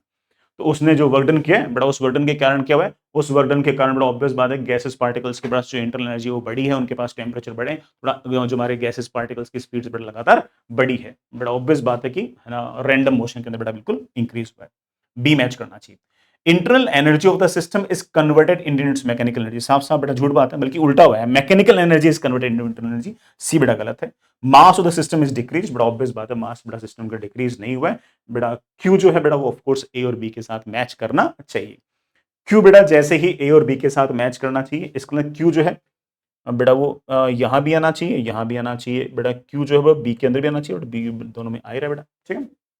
हालांकि बेटा ऐसे भी कुछ खास फायदा नहीं हुआ बेटा, क्योंकि क्यू जो है ना बेटा यहाँ भी है, यहाँ भी है, यहाँ भी खास इतना फायदा हुआ नहीं, बट ठीक है, तुम मेरे ख्याल से सही बात समझ गए होंगे। आगे चलते हैं। नेक्स्ट बेटा आर वाला ऑप्शन पढ़ता हूं। वैसे आर वाला ऑप्शन इतना अच्छा है कि कोई बच्चा अगर सिर्फ एलिमिनेशन से अगर कर रहा है तो आर वाले ऑप्शन से ही बेटा काफी चीजें मैनेज कर सकता है, ठीक है। गैस जो है बेटा वो किसी रिजिड कंटेनर के अंदर है, बेटा गैस जो है वो किसी न किसी रिजिड कंटेनर में है, बेटा साफ साफ बोल दूं कि जो कंटेनर है बेटा वो आपका रिजिड है, बेटा किसी प्रकार का कोई वॉल्यूम का चेंज नहीं है, बेटा वर्डन आपका जीरो है। प्रोसेस क्या है, the gas gets cold due to the colder atmosphere surrounding it. बेटा बाहर का टेम्परेचर कम था, अंदर का टेम्परेचर आया था, थोड़ा अंदर से बाहर बड़ा हीट चली गई, थोड़ा ऑफ कोर्स डेल्टा क्यू जो है बड़ा आपका नेगेटिव है, delta Q is always equals to delta U plus बड़ा वर्क डन, तो डेल्टा यू भी बड़ा आपको ऑब्वियस बात है कि नेगेटिव है, टेम्परेचर बड़ा आपका ऑफ कोर्स डिक्रीज हुआ है, ठीक है बेटा। टेम्परेचर डिक्रीज हुआ है, the energy of the system is increase, बेटा झूठ बात है ना, इंटरनल एनर्जी बड़ा घटी है। मैकेनिकल एनर्जी प्रोवाइड, कोई मैकेनिकल एनर्जी बड़ा प्रोवाइड नहीं हुई है, कोई एक्सटर्नल फोर्स नहीं लगा है, कोई डिस्प्लेसमेंट नहीं, कुछ कोई मैकेनिकल एनर्जी नहीं मिली है। The internal energy of the system is converted into its mechanical energy, नहीं बेटा मैकेनिकल जैसी कोई बात ही नहीं है यहाँ पर तो किसी प्रकार के डिस्प्लेसमेंट्स वगैरह ही नहीं है। हाँ ये जरूर है कि इसकी इंटरनल एनर्जी घटी है, और उसके पीछे कारण क्या है कि इसमें से हीट बाहर निकल गई है, मैकेनिकल का रोल नहीं है, वर्कडन का तो रोल ही नहीं है, वर्कडन होता तो मैकेनिकल चीज आती ना, यहाँ पर तो बेटा वर्कडन जैसी कोई बात तो है ही नहीं, यहाँ पर तो बल्कि हीट बाहर गई हो, और मान लो कि 50 किलो कैलोरीज अगर हीट बाहर चले गई तो इंटरनल एनर्जी 50 कैलोरी घट गई है, तो ऑफकोर्स बेटा सी बी ऑप्शन नहीं है। मास थोड़ा ऑब्वियस बात है घट ही नहीं सकता सिस्टम का, मास तुम्हारे पास फिक्स रहेगा ही रहेगा, मेरे ख्याल से बेटा कुछ भी मैच नहीं कर रहा, इसका मतलब आर जो है बेटा वो मेरे किसी भी ऑप्शन के अंदर फिट नहीं बैठ रहा, आर के अंदर बेटा मेरा तो पास कोई ऑप्शन भी नहीं आ रहा। हालांकि आर अगर आर वाले बेटा अगर किसी ने अगर समझ गया कि वो एबीसीडी किसी के साथ मैच नहीं कर रहा, तो बेटा मेरे ख्याल से वो समझ जाएगा कि एलिमिनेशन अप्रोच से बड़ा आराम समझ जाएगा कि ना कौन सा आंसर आएगा, क्योंकि देखो यहाँ पर आर सी में मैच करा रखा है, है ना? बेटा यहाँ पर आपने बेटा आर जो है बेटा वो यहाँ मैनेज करा रखा है, ठीक है? तो ये भी आंसर नहीं हो सकता, ये भी आंसर नहीं हो सकता। बेटा यहाँ पर अगर देखो तो आर बेटा इसने ए के साथ मैच करा, बेटा आंसर कौन सा हो गया? सी हो गया। तो किसी बच्चे को बेटा सिर्फ और सिर्फ आर वाला ऑप्शन आता ना, तो वो भी ये वाला मैच तो कलम पूरा पूरा सही कर सकता है। बोल दो बेटा मैं तो ठीक है बेटा, मैं कौन सा सवाल करना, मैं तो बेटा सवाल के साथ साथ कॉन्सेप्ट भी सिखा रहा हूँ, इस बेटा हम पूरा सॉल्व कर रहा हूँ, ठीक है? एस वाला ऑप्शन पढ़ते हैं बेटा। एस वाला ऑप्शन क्या है? एक हैवी न्यूक्लियस है, इनिशियली एट रेस्ट, बेटा कोई हैवी न्यूक्लियस है, ऐसे इनिशियली रेस्ट पे है। द न्यूक्लियर प्रोसेस क्या है? The nuclear fission into its two fragments of nearly equal masses and same neutrons are emitted. बेटा इसके दो हिस्से हो गए, एक बेटा भाग गया इधर की तरफ, बेटा एक भाग गया इसके पास। बेटा इसके पास काइनेटिक एनर्जी की, तो बेटा इसके पास भी काइनेटिक एनर्जी लगभग लगभग की, बेटा तो दोनों का मास एक्जैक्टली सेम है। बेटा एक काइनेटिक एनर्जी बेटा कहां से आई? ऑफ कोर्स बेटा इसके पास जो न्यूक्लियर एनर्जी थी, ऑफ कोर्स बेटा वो उसकी इंटरनल एनर्जी ही तो थी, वहीं से तो आई बेटा, और कहां से आई? ठीक है? तो बड़ा ऑब्वियस बात है कि ना ऐसा सा मेरे पास बड़ा सिस्टम रहा है। चलिए बेटा एक एक करके बड़ा सारे के सारे ऑप्शन वन पढ़ने की कोशिश करते हैं। The energy of the system, हाँ बेटा एक एक करके बेटा सारे सारे ऑप्शन बेटा पढ़ने की कोशिश करते हैं। The energy of the system is increase, बेटा क्या सिस्टम की जो एनर्जी है बेटा वो इंक्रीज हुई है? कह नहीं सकते है ना, मतलब सिस्टम की एनर्जी इंक्रीज हुई बेटा ऐसा कह नहीं सकते। हाँ ये जरूर कि सिस्टम की एनर्जी ने अपने पार्ट चेंज कर लिया, मतलब प्रोसेस चेंज कर ली है। जो एक तरह से न्यूक्लियर एनर्जी थी बेटा वही ऑफ कोर्स काइनेटिक एनर्जी के अंदर कन्वर्ट हो गई है। सो एनर्जी इंक्रीज हुई है बेटा, इस बात को हम बहुत ऐसे कॉन्फिडेंटली कह नहीं सकते, ठीक है? आगे चलते बेटा, next is mechanical energy is provided to the system. बेटा कोई मैकेनिकल एनर्जी प्रोवाइड नहीं हुई है, खुद ही पड़ा था न्यूक्लियर रिएक्शन के कारण टूटा है, कोई मैकेनिकल एनर्जी प्रोवाइड नहीं हुई है, ठीक है? बेटा प्योर प्योर बेटा एकदम बढ़िया तरीके से बेटा गलत बात है। Internal energy of the system is converted into mechanical energy, हाँ ये बात सही है, ये गलत थी बेटा, ये सही है। जो इंटरनल एनर्जी थी या फिर जो उसकी न्यूक्लियर एनर्जी थी वो काइनेटिक एनर्जी की फॉर्म के अंदर कन्वर्ट हो गई, ठीक है? So it seems correct to me, बेटा इसका सी वाला ऑप्शन तो मैच करना चाहिए। The mass of the system has been decrease, बेटा ऑफ कोर्स हम जानते हैं कि डॉटर न्यूक्लियर का जो मास है बेटा वो पेरेंट न्यूक्लियर के मास से थोड़ा सा कम होता है, उसी को मास डिफेक्ट कहते हैं। तो बेटा ऑब्वियस बात है इस न्यूक्लियर रिएक्शन में ये डी वाला ऑप्शन बेटा आपके पास बड़े आराम से यही आएगा, ठीक है? लास्ट बट बेटा not the least, resistive wire loop है बेटा, एक रेजिस्टिव वायर लूप है ऐसे, बेटा उसके पास कोई ना कोई रेजिस्टेंस है। The loop is placed in time varying magnetic field, बेटा इस पूरे के पूरे लूप को मैंने किसी न किसी मैग्नेटिक फील्ड के अंदर रख दिया है, और ये मैग्नेटिक फील्ड में टाइम के साथ वेरी कर रहा हूं। कैसे वेरी कर रहा हूँ बेटा? कभी मैग्नेट को नजदीक ला रहा हूँ फिर दूर ले जा रहा हूँ, फिर नजदीक ला रहा हूँ फिर दूर ले जा रहा हूँ, फिर नजदीक ला रहा हूँ फिर दूर ले जा रहा हूँ, ठीक है? अब मुझसे बड़ा कुछ ना कुछ ऑप्शंस पढ़ रखे हैं, इसको लेके बड़ा हम कहते हैं एक एक ऑप्शंस बड़ा बड़ा आराम से पढ़ने की कोशिश करते हैं। The energy of the system is increased, हाँ बेटा ठीक है। सिस्टम मतलब सिस्टम किसकी बात कर रहे हैं? रेजिस्टेंस की बात कर रखी है। रेजिस्टेंस का तो बेटा ऑफ कोर्स इंटरनल जो एनर्जी बढ़ेगी, बार बार बेटा अगर मान लो कि ऐसे मैग्नेटिक फील्ड बढ़ाओगे तो इसमें ईएमएफ इंड्यूस होगा, ईएमएफ इंड्यूस होगा तो करंट आएगा तो ये गर्म होगा, तो इस तार की तो बड़ा ऑब्वियस बात है कि एनर्जी बढ़ी है, तो बड़ा it obviously seems correct to me, कोई दिक्कत नहीं है। Mechanical energy is provided to the system which is converted into the energy of the random motion of its part, हाँ हमारा जो तार है बेटा वो उसका पहले टेम्परेचर कम था, अब टेम्परेचर बढ़ गया, तो ऑब्वियस बात है कि तार के जो मॉलिक्यूल्स हैं उनके पास बेटा जो मैकेनिकल एनर्जी है या काइनेटिक एनर्जी, वो ऑब्वियस बात है कि वो आ गई है, तो रैंडम मोशन बड़ा ऑब्वियस बात है कि आ गया है। अच्छा मैकेनिकल एनर्जी से क्यों आया बेटा? मैकेनिकल एनर्जी से यूं आया कि मैग्नेटिक फील्ड बढ़ाने के लिए मैं मैग्नेट को नजदीक लाऊंगा फिर दूर ले जाऊंगा, फिर नजदीक लाऊंगा फिर दूर लाऊंगा, तो जो मैग्नेट के पास जो मैकेनिकल एनर्जी है, जो उसकी काइनेटिक एनर्जी है, वो इसकी इलेक्ट्रिकल एनर्जी के अंदर कन्वर्ट होती है, और यही तो हमारा लेंज लॉ होता है। मेरे ख्याल से आप लोगों को एग्जांपल भी वो वाला याद आ गया होगा जो मैंने आपको क्लास में करा रखा था कि एक लूप के पास अगर आप मैग्नेट को यूं बार बार लेके आओगे तो हमेशा बड़ा उस मैग्नेट की जो काइनेटिक एनर्जी होगी वो इस तार की इलेक्ट्रिकल एनर्जी में कन्वर्ट होगी, और वो इलेक्ट्रिकल एनर्जी बड़ा ऑफकोर्स बाद में थर्मल डिसिपेशन के थ्रू लगातार निकलती रहती है। सो बेटा इट मीन्स दैट कि this S must match with, अच्छा बेटा ए तो मैच कर ही चुका था, it also match with B. तीसरा सी दे रखा है internal energy of the system is converted to mechanical energy, बड़ा साफ साफ झूठ बात बैठ के इंटरनल एनर्जी बड़ी है, कोई मैकेनिकल एनर्जी में कन्वर्ट होगा नहीं, बल्कि मैकेनिकल एनर्जी इंटरनल एनर्जी में कन्वर्ट हो रहा है। Mass of the system is decrease, बड़ा मास पे ऑब्वियस बात है कि इसमें किसी प्रकार कोई फर्क नहीं पड़ेगा, so it must match with B. मैंने बेटा बड़े आराम से पूरा सोल्व कर दिया है, लेकिन मैं इस बात को पहले ही बोल दूं बेटा, मेरे पूरा सोल्व करने से पहले ही हम आंसर निकाल चुके थे। वो तो मैं आपका टीचर हूं तो बेटा मुझे तो सारे कॉन्सेप्ट सिखाने ना, मैं तो कॉन्सेप्ट सिखाने के लिए बैठा हूं, पेपर सोल्व करने के लिए बैठा हूं, पेपर तो आप सोल्व करोगे ना, मैं थोड़ी करूंगा, ठीक है? बेटा अदरवाइज अगर किसी को सिर्फ और सिर्फ अगर आंसर में इंटरेस्ट था तो उसने नोटिस किया होगा कि एक दो ऑप्शन से ही बेटा आराम से हम पूरा पूरा सवाल सॉल्व कर सकते थे। तो आई रियली होप बेटा आपको फायदा हो रहा होगा। मैं आपको सवाल कैसे सॉल्व करना है ये भी सिखा रहा हूँ और साथ साथ में कॉन्सेप्ट भी आपके साथ पूरे पूरे डिस्कस कर रहा हूँ। आगे चलते बेटा, बहुत ही आसान सवाल बेटा 2008 का सवाल है, more than one correct question है बेटा। वाई एक्सिस में binding energy per number of nucleons है और एक्स एक्सिस में नंबर ऑफ न्यूक्लियॉन्स है। assume that the nuclear binding energy per nucleon versus mass number is shown in figure। बेटा assume करना है कि ग्राफ ऐसा है, ऑल्दो मेरे बच्चे जानते हैं कि जो एक्चुअल ग्राफ है बेटा वो काफी हद तक कुछ कुछ ऐसा सा होता है, लेकिन बेटा इन्होंने थोड़ा सा for the sake of simplicity हमें एक हाइपोथेटिकल सिस्टम दे रखा है जिसमें binding energy per number of nucleon इस तरफ, बेटा मेरे पास नंबर ऑफ न्यूक्लियंस इस तरफ and graph is something like this. Graph कैसा है, नंबर ऑफ न्यूक्लियंस 0 से लेकर 100 के बीच में अगर है तो binding energy per number of nucleon 2 है। नंबर ऑफ न्यूक्लियन 100 से लेकर 200 के बीच में है तो binding energy per number of nucleons 8 है। थोड़ा ऑफ कोर्स ये आपका जो रीजन है थोड़ा सा ज्यादा स्टेबल है।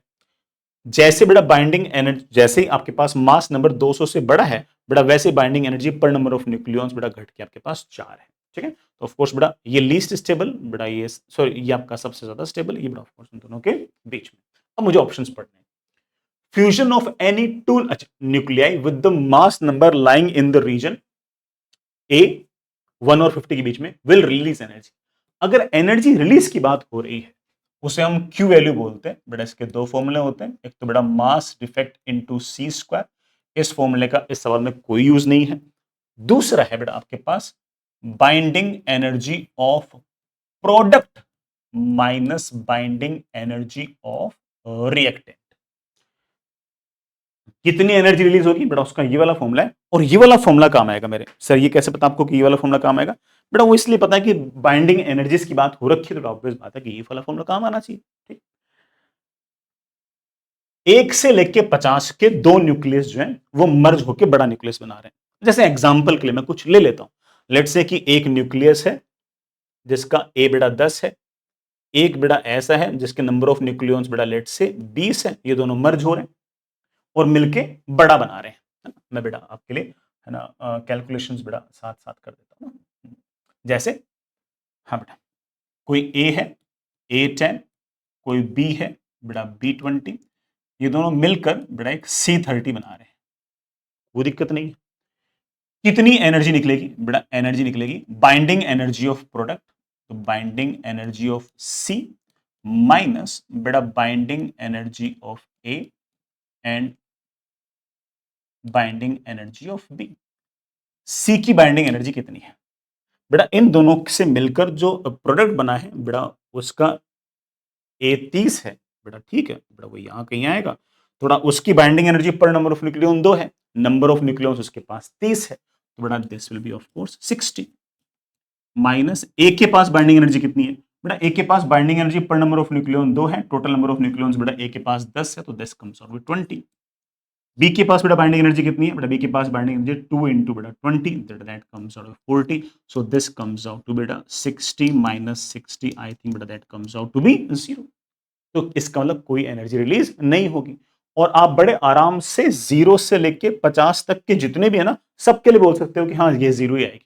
क्यों? क्योंकि 0 से 1 से लेकर 50 तक जितने भी बड़ा आप किसी को भी अगर मर्ज करोगे तो मर्ज करने के बाद जो रिजल्टेंट आएगा, जो फाइनल प्रोडक्ट बनेगा, उसका जो मास नंबर होगा वो भी 100 से कम ही होगा। और 100 से अगर कम ही होगा तो उसकी बेटा binding energy per number of nucleon भी तो इसी रेंज के अंदर होगी, है ना। तो वो स्टेबल तो बना ही नहीं ना। जितनी स्टेबिलिटी इसकी है उतनी स्टेबिलिटी इसकी है, उतनी स्टेबिलिटी इसकी है। जब सबकी स्टेबिलिटीज बराबर ही है तो बेटा ऑफ कोर्स रिएक्शन होगी नहीं, और अगर रिएक्शन नहीं होगी बेटा तभी तो क्यू वैल्यू आपकी तो 0 आती है, नेगेटिव आती है। इस केस में आपके पास ऑफ कोर्स 0 आ रही। तो इसका मतलब ए से ले 1 से लेके 50 तक जितने भी हैं उनको मर्ज कर दो। जो रिएक्टेंट जो बनना है बेटा उसके पास ऑफ कोर्स मास नंबर 100 से कम आएगा, और मास नंबर 100 से कम वाले सबकी binding energy number of nucleons तो बेटा सेम ही है। तो अगर आप बाइंडिंग एनर्जी टोटल माइनस करोगे तो ऑफ कोर्स आपकी 0 ही आनी है, या फिर आप ऐसे कह सकते स्टेबिलिटी उतनी की उतनी है, तो कोई एनर्जी रिलीज नहीं होगी। So A seems to be wrong. B पढ़ते हैं। Fusion of two nuclei with mass number lying in the region 50 to 100 will release energy. ये बात बिल्कुल सही है।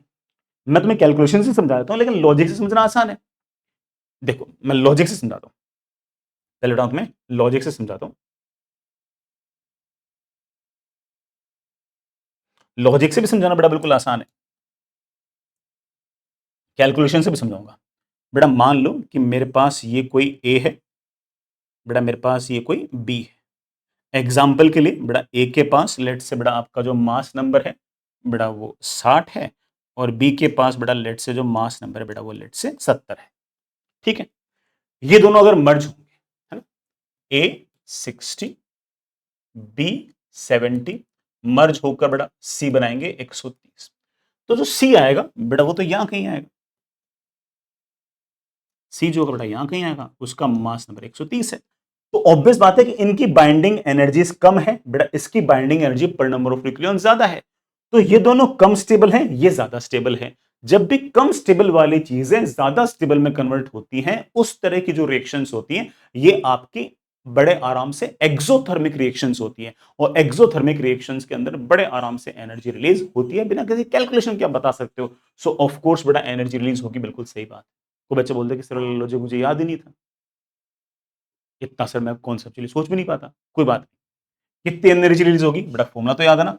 एनर्जी रिलीज होगी बेटा बाइंडिंग एनर्जी ऑफ प्रोडक्ट, बेटा प्रोडक्ट की बाइंडिंग एनर्जी होगी 130 इंटू 8, क्योंकि जो सी बना रहा है बेटा उसकी binding energy per number of nucleon तो 8 है कि नहीं।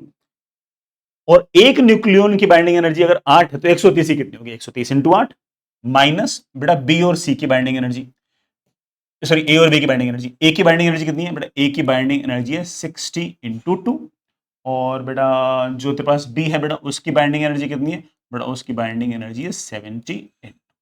बेटा देख सकते हो क्या वैल्यू आएगी बेटा, मुझे वैल्यू में इंटरेस्ट नहीं है, वैल्यू आएगी तो पॉजिटिव ना, और बेटा पॉजिटिव आएगी इसका एनर्जी रिलीज हुई है। मेरे ख्याल से बेटा बड़े आराम से समझ गए।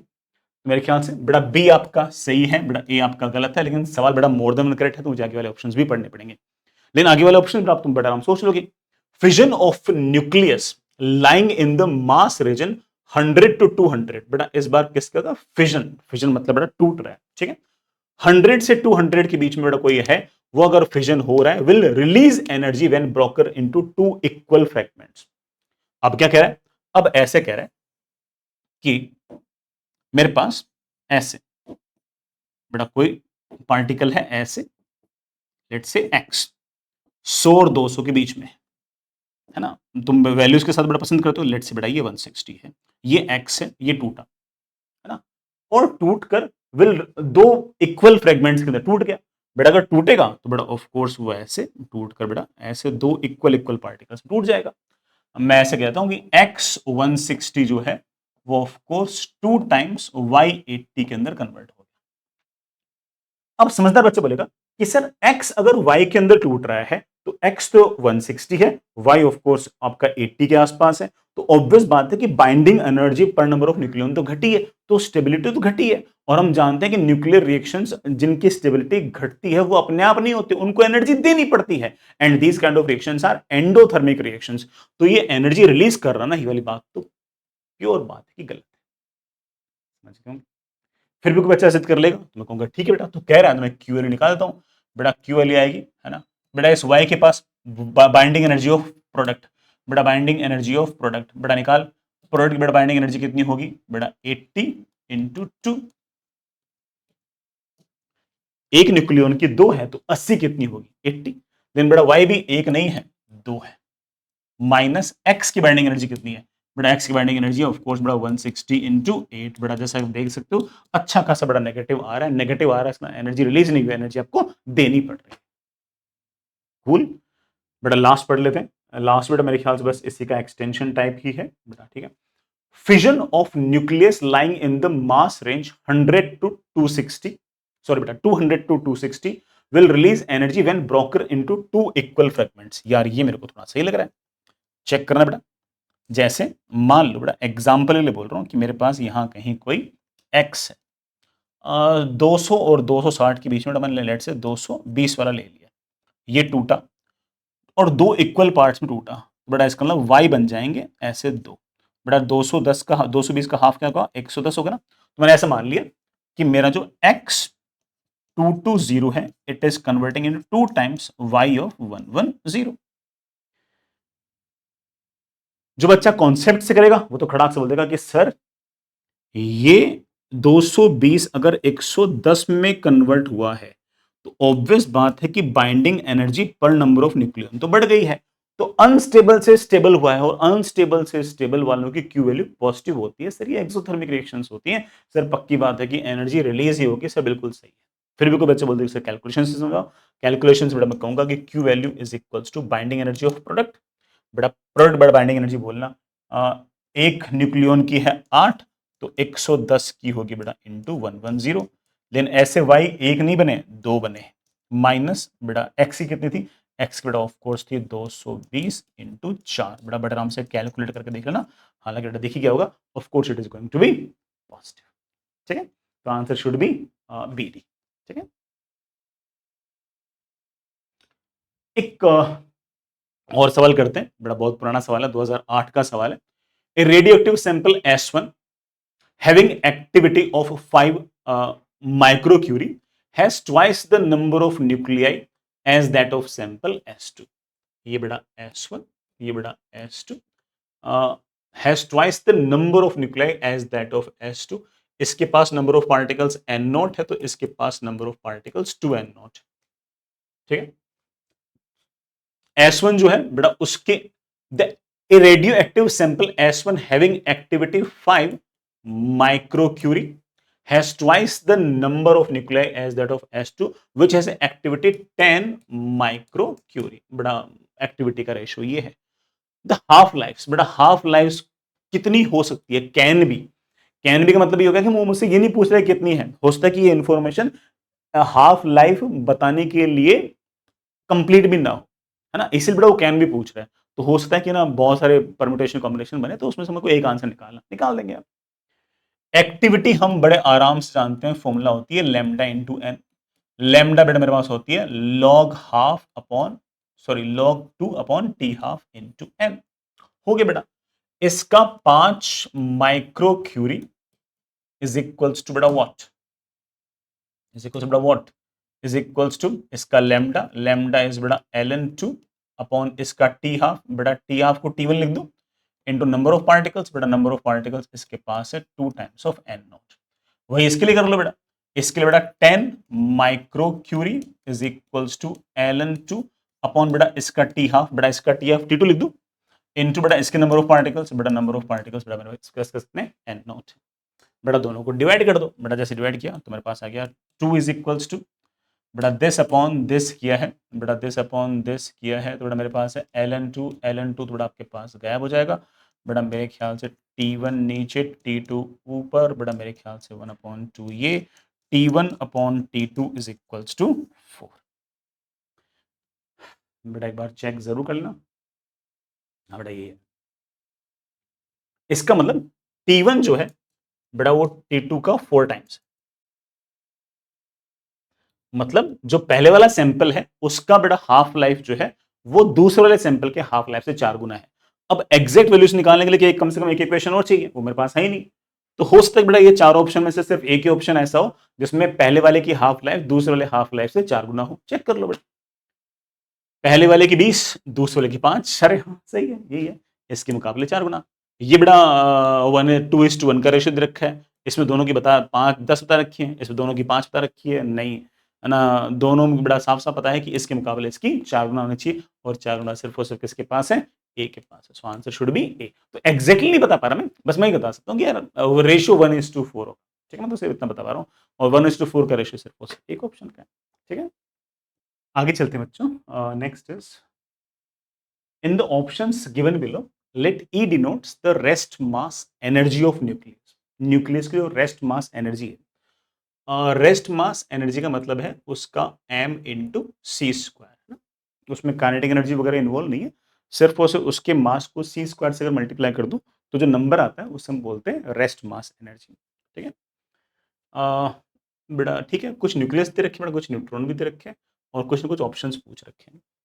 यूरेनियम बेटा अपने से छोटे बेटा किसी दो एलिमेंट के अंदर टूट रहा है, साथ साथ में न्यूट्रॉन भी निकल रहा है, और ये एनर्जी के बारे में पूछ रखा है। तो किसी किसी बच्चों को ऐसा कंफ्यूजन हो सकता है कि सर है ना एनर्जी तो कंजर्व रहती है। सो अगर एनर्जी कंजर्व अगर रहती है तो यूरेनियम जब भी अपने से छोटे एलिमेंट्स के अंदर टूटेगा तो जितनी इनिशियल एनर्जी थी उतनी फाइनल एनर्जी होनी चाहिए, और हमारा जो डी ऑप्शन है वो सही होना चाहिए। ऑफ कोर्स बेटा, आप इसका मतलब सवाल समझे नहीं। इसमें जो ई है ये टोटल एनर्जी नहीं है, ये सिर्फ और सिर्फ जो आपकी जो रेस्ट मास एनर्जी है, मास इंटू सी स्क्वायर है, सिर्फ वही है। एंड अगर एनर्जी कंजर्व की अगर बात करोगे तो बेटा हाँ ऑफ कोर्स एनर्जी तो कंजर्व है। बस एनर्जी कंजर्व के अंदर राइट हैंड साइड के अंदर ये जो आपके एलिमेंट्स लिख लेना, इनके पास काइनेटिक एनर्जी भी आएगी। अगर वो काइनेटिक एनर्जी अगर लिख लोगे ना, तब आप कह सकते हो कि लेफ्ट हैंड साइड की और राइट हैंड साइड की kinetic energy, sorry right hand left hand side की और राइट हैंड साइड की एनर्जी सेम है, आप ऐसा कह सकते हो। बट यहां पर वो काइनेटिक एनर्जीज नहीं लिखी हुई, सिर्फ और सिर्फ मास इंटू सी स्क्वायर लिखा हुआ है।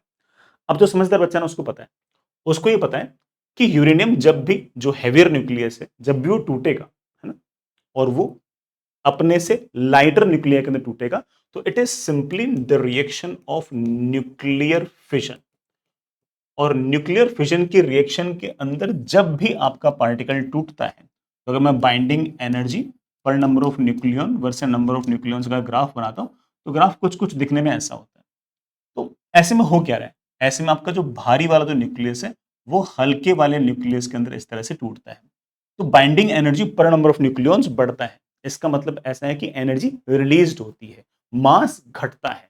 और अगर मास घटता है, इस बात का मतलब ये है कि यूरेनियम का मास ज्यादा था और इसके जो बाई प्रोडक्ट्स है ना, उन सबका मिलाकर मास कम है, जिसको हम बोलते हैं मास डिफेक्ट।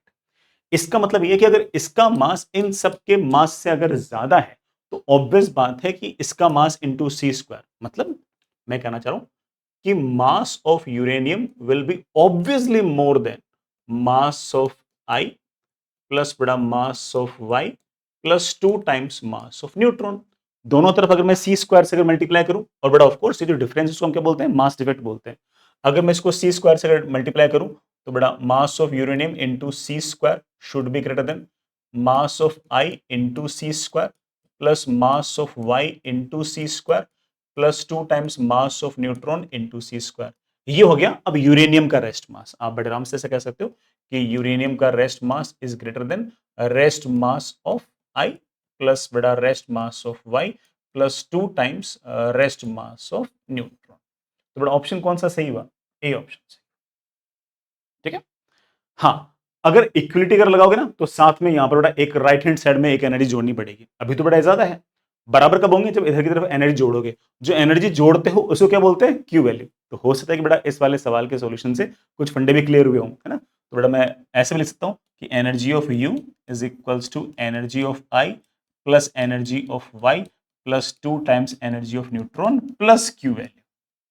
ठीक है, ये बड़ा आपकी क्यू वैल्यू, आपको फॉर्मूला भी याद आ गया कि क्यू वैल्यू होती है बड़ा इसका mass into C square minus इन सब का मास इंटू सी स्क्वायर, वो सारे से इधर आ जाते हैं। ठीक है, तो इक्विलिटी तब आएगी जब क्यू वैल्यू को साथ लिखते हो। अदरवाइज बड़ा ऑफ कोर्स इसका मास इन सब के मास से ज्यादा है, तो सी स्क्वायर से मल्टीप्लाई करोगे तो रेस्ट मास एनर्जी भी ज्यादा है। ठीक है, लगता है मैंने थोड़ा ओवर एक्सप्लेन कर दिया, बट ठीक है आगे चलते हैं। नेक्स्ट इज बेटा some laws processes are given in the column one. बेटा कॉलम वन बेटा कोई ना कोई प्रोसेस दे रखे हैं, match these with the physical phenomenon. बेटा यहाँ पर कोई ना कोई फिजिकल फेनोमेनन दे रखा है कॉलम टू के। ठीक है बेटा, एंड नीचे 4 ऑप्शन बना रखे हैं। जैसे ऑप्शन बना दिए बेटा, वैसे अचानक से सवाल हमारा काफी आसान हो जाता है। ट्रांजिशन बिटवीन टू, पहला ऑप्शन बोल रहे हैं transition between two atomic energy levels. एक एटॉमिक एनर्जी लेवल से इलेक्ट्रॉन जो है बड़ा कूद के दूसरे एटॉमिक लेवल पे आ रहा है, या तो बड़ा ऊपर से नीचे आ रहा होगा या नीचे से ऊपर आ रहा होगा। बड़ा एक कॉलम टू के कौन से वाले से ये फिट बैठ रहा है। क्या एक कैरेक्टरिस्टिक एक्सरे के लिए है, ऑफ कोर्स ऑब्वियस बात है बड़ा, कैरेक्टरिस्टिक एक्सरे के लिए है। तो ए जो होगा बड़ा पी पर तो मैच करेगा ही करेगा। कैरेक्टरिस्टिक एक्सरे तभी तो निकला करता था जब बड़ा इलेक्ट्रॉन ऊपर से कूद के नीचे आया करता था, है ना। जब बड़ा इलेक्ट्रॉन ऊपर से नीचे कूद के नीचे आता था टारगेट मेटल के अंदर, तो एनर्जी डिफरेंस के बराबर फोटोन वो अपने अंदर से फेंक दिया करता था, और वही फोटोन हमारा कैरेक्टरिस्टिक एक्सरे हुआ करता था। ठीक है बेटा, इलेक्ट्रॉन के बेटा ऊपर से नीचे आने पर क्या फोटोइलेक्ट्रिक इफेक्ट होता है, ऑफ कोर्स नॉट बेटा। फोटोइलेक्ट्रिक इफेक्ट तो है ना, बल्कि फोटोन गिरता है और इलेक्ट्रॉन निकलता है ना, दैट इज डिफरेंट। क्या ये हाइड्रोजन स्पेक्ट्रम के लिए रिस्पॉन्सिबल है, हाँ ऑफ कोर्स। हाइड्रोजन स्पेक्ट्रम में इलेक्ट्रॉन ऊपर से कूद के नीचे आता है, ऊपर से कूद के 1 पे आएगा तो लाइमन सीरीज, ऊपर से कूद के 2 पे आएगा Balmer series and something like that. तो ऑफ कोर्स बेटा पी और आर।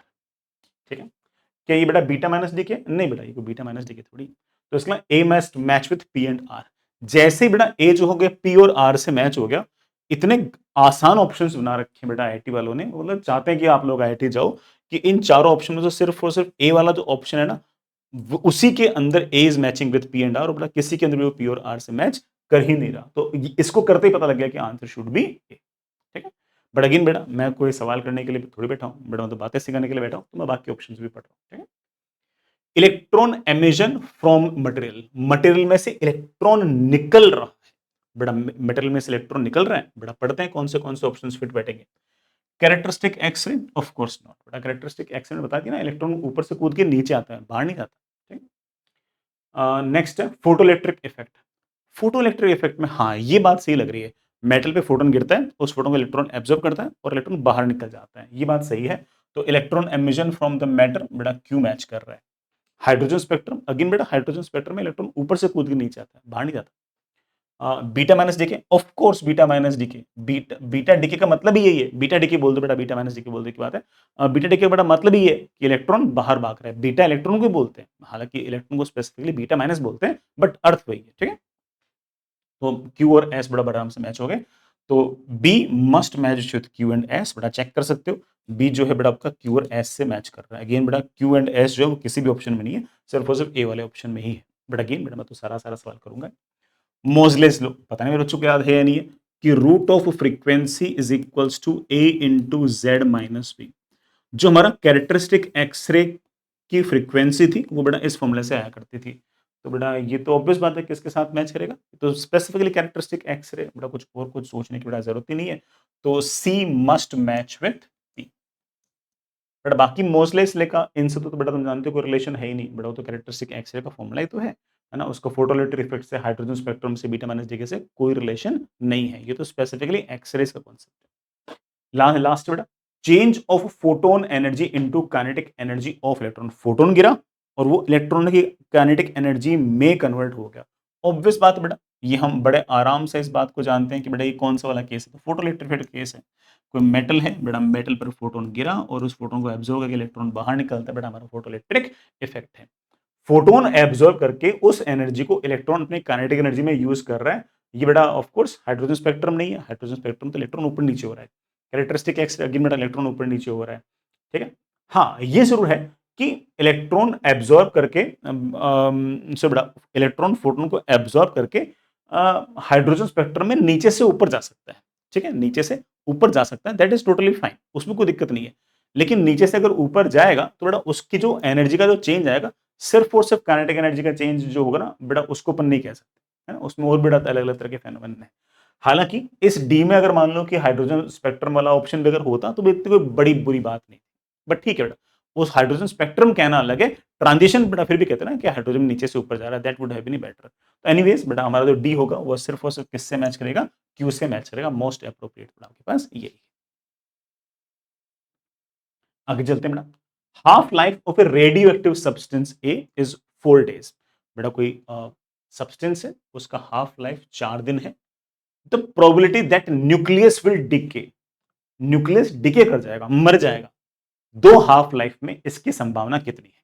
चलो बात करते हैं बेटा, मेरे पास लेट से कि इसके अंदर बेटा मेरा ये जो रेडियो एक्टिव सब्सटेंस ए है ये पड़ा है।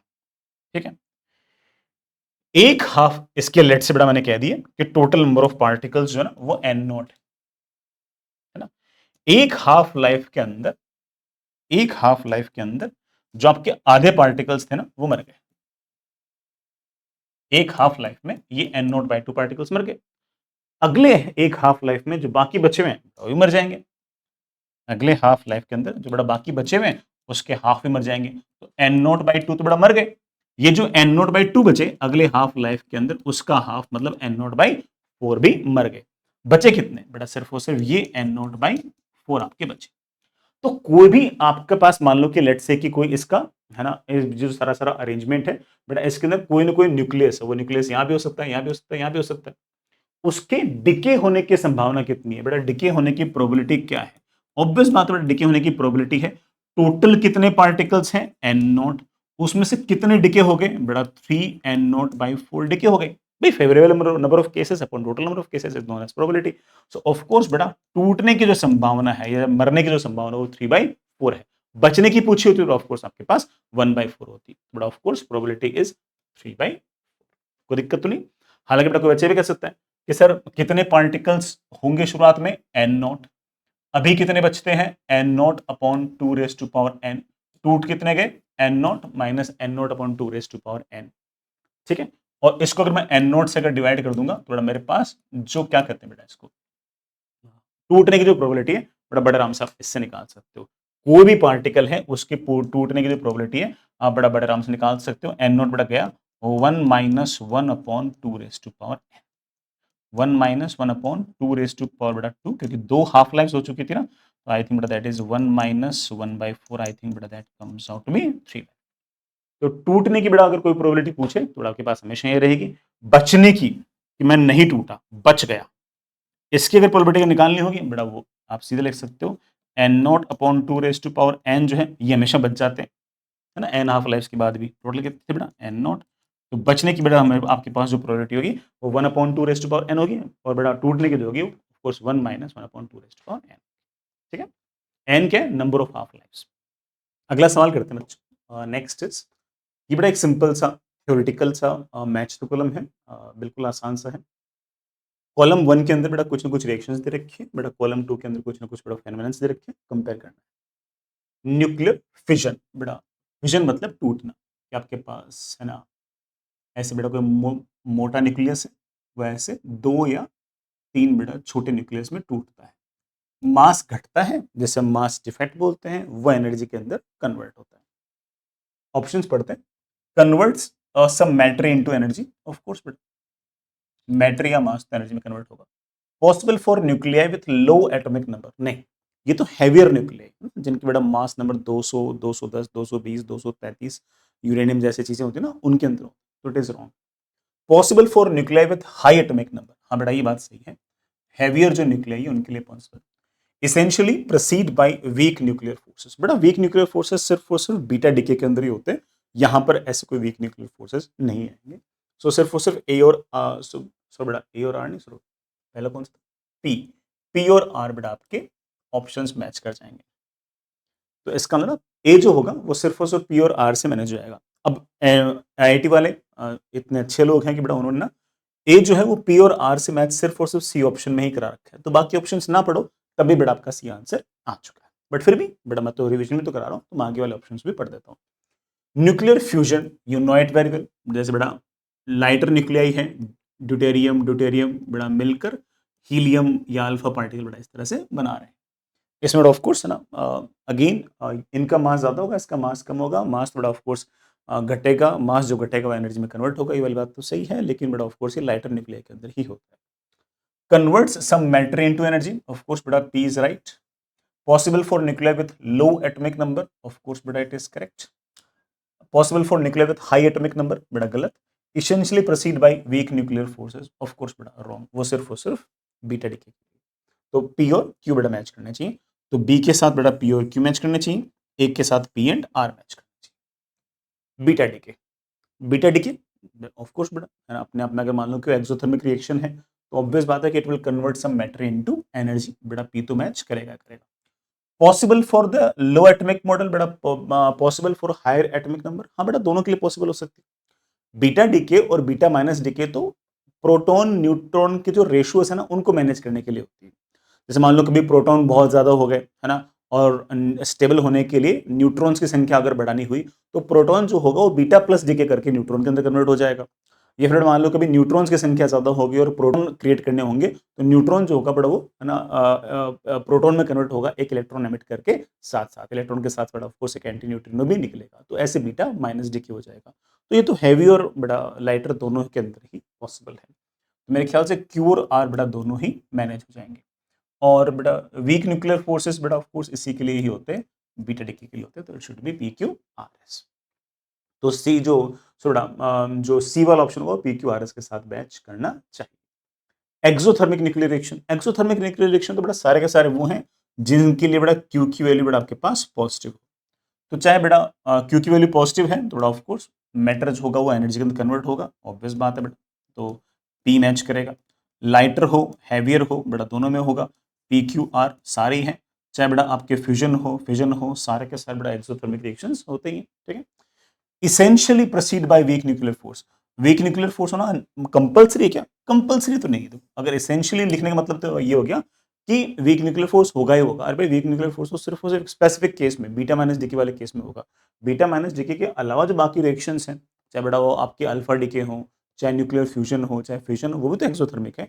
तो एसेंशियली लिखने के कारण बेटा ऑफ कोर्स एस वाला option is not that good. तो मेरे ख्याल से P Q R seems fine to me. P Q R seems fine to me. Answer comes out to me C. मेरे ख्याल से बड़ा सारा का सारा समझ गए होंगे। न्यूक्लियर बड़ा ऑफ कोर्स थोड़ा-सा ईज़ियर साइड का था। मैं अगली क्लास में बड़ा जो बाकी चैप्टर्स हैं उनको भी फटाफट निपटा दूँगा। आप बेटा लगातार पढ़ाई करते रहिएगा। आपको किसी भी चीज़ की ज़रूरत हो please let me know. All the best. Bye.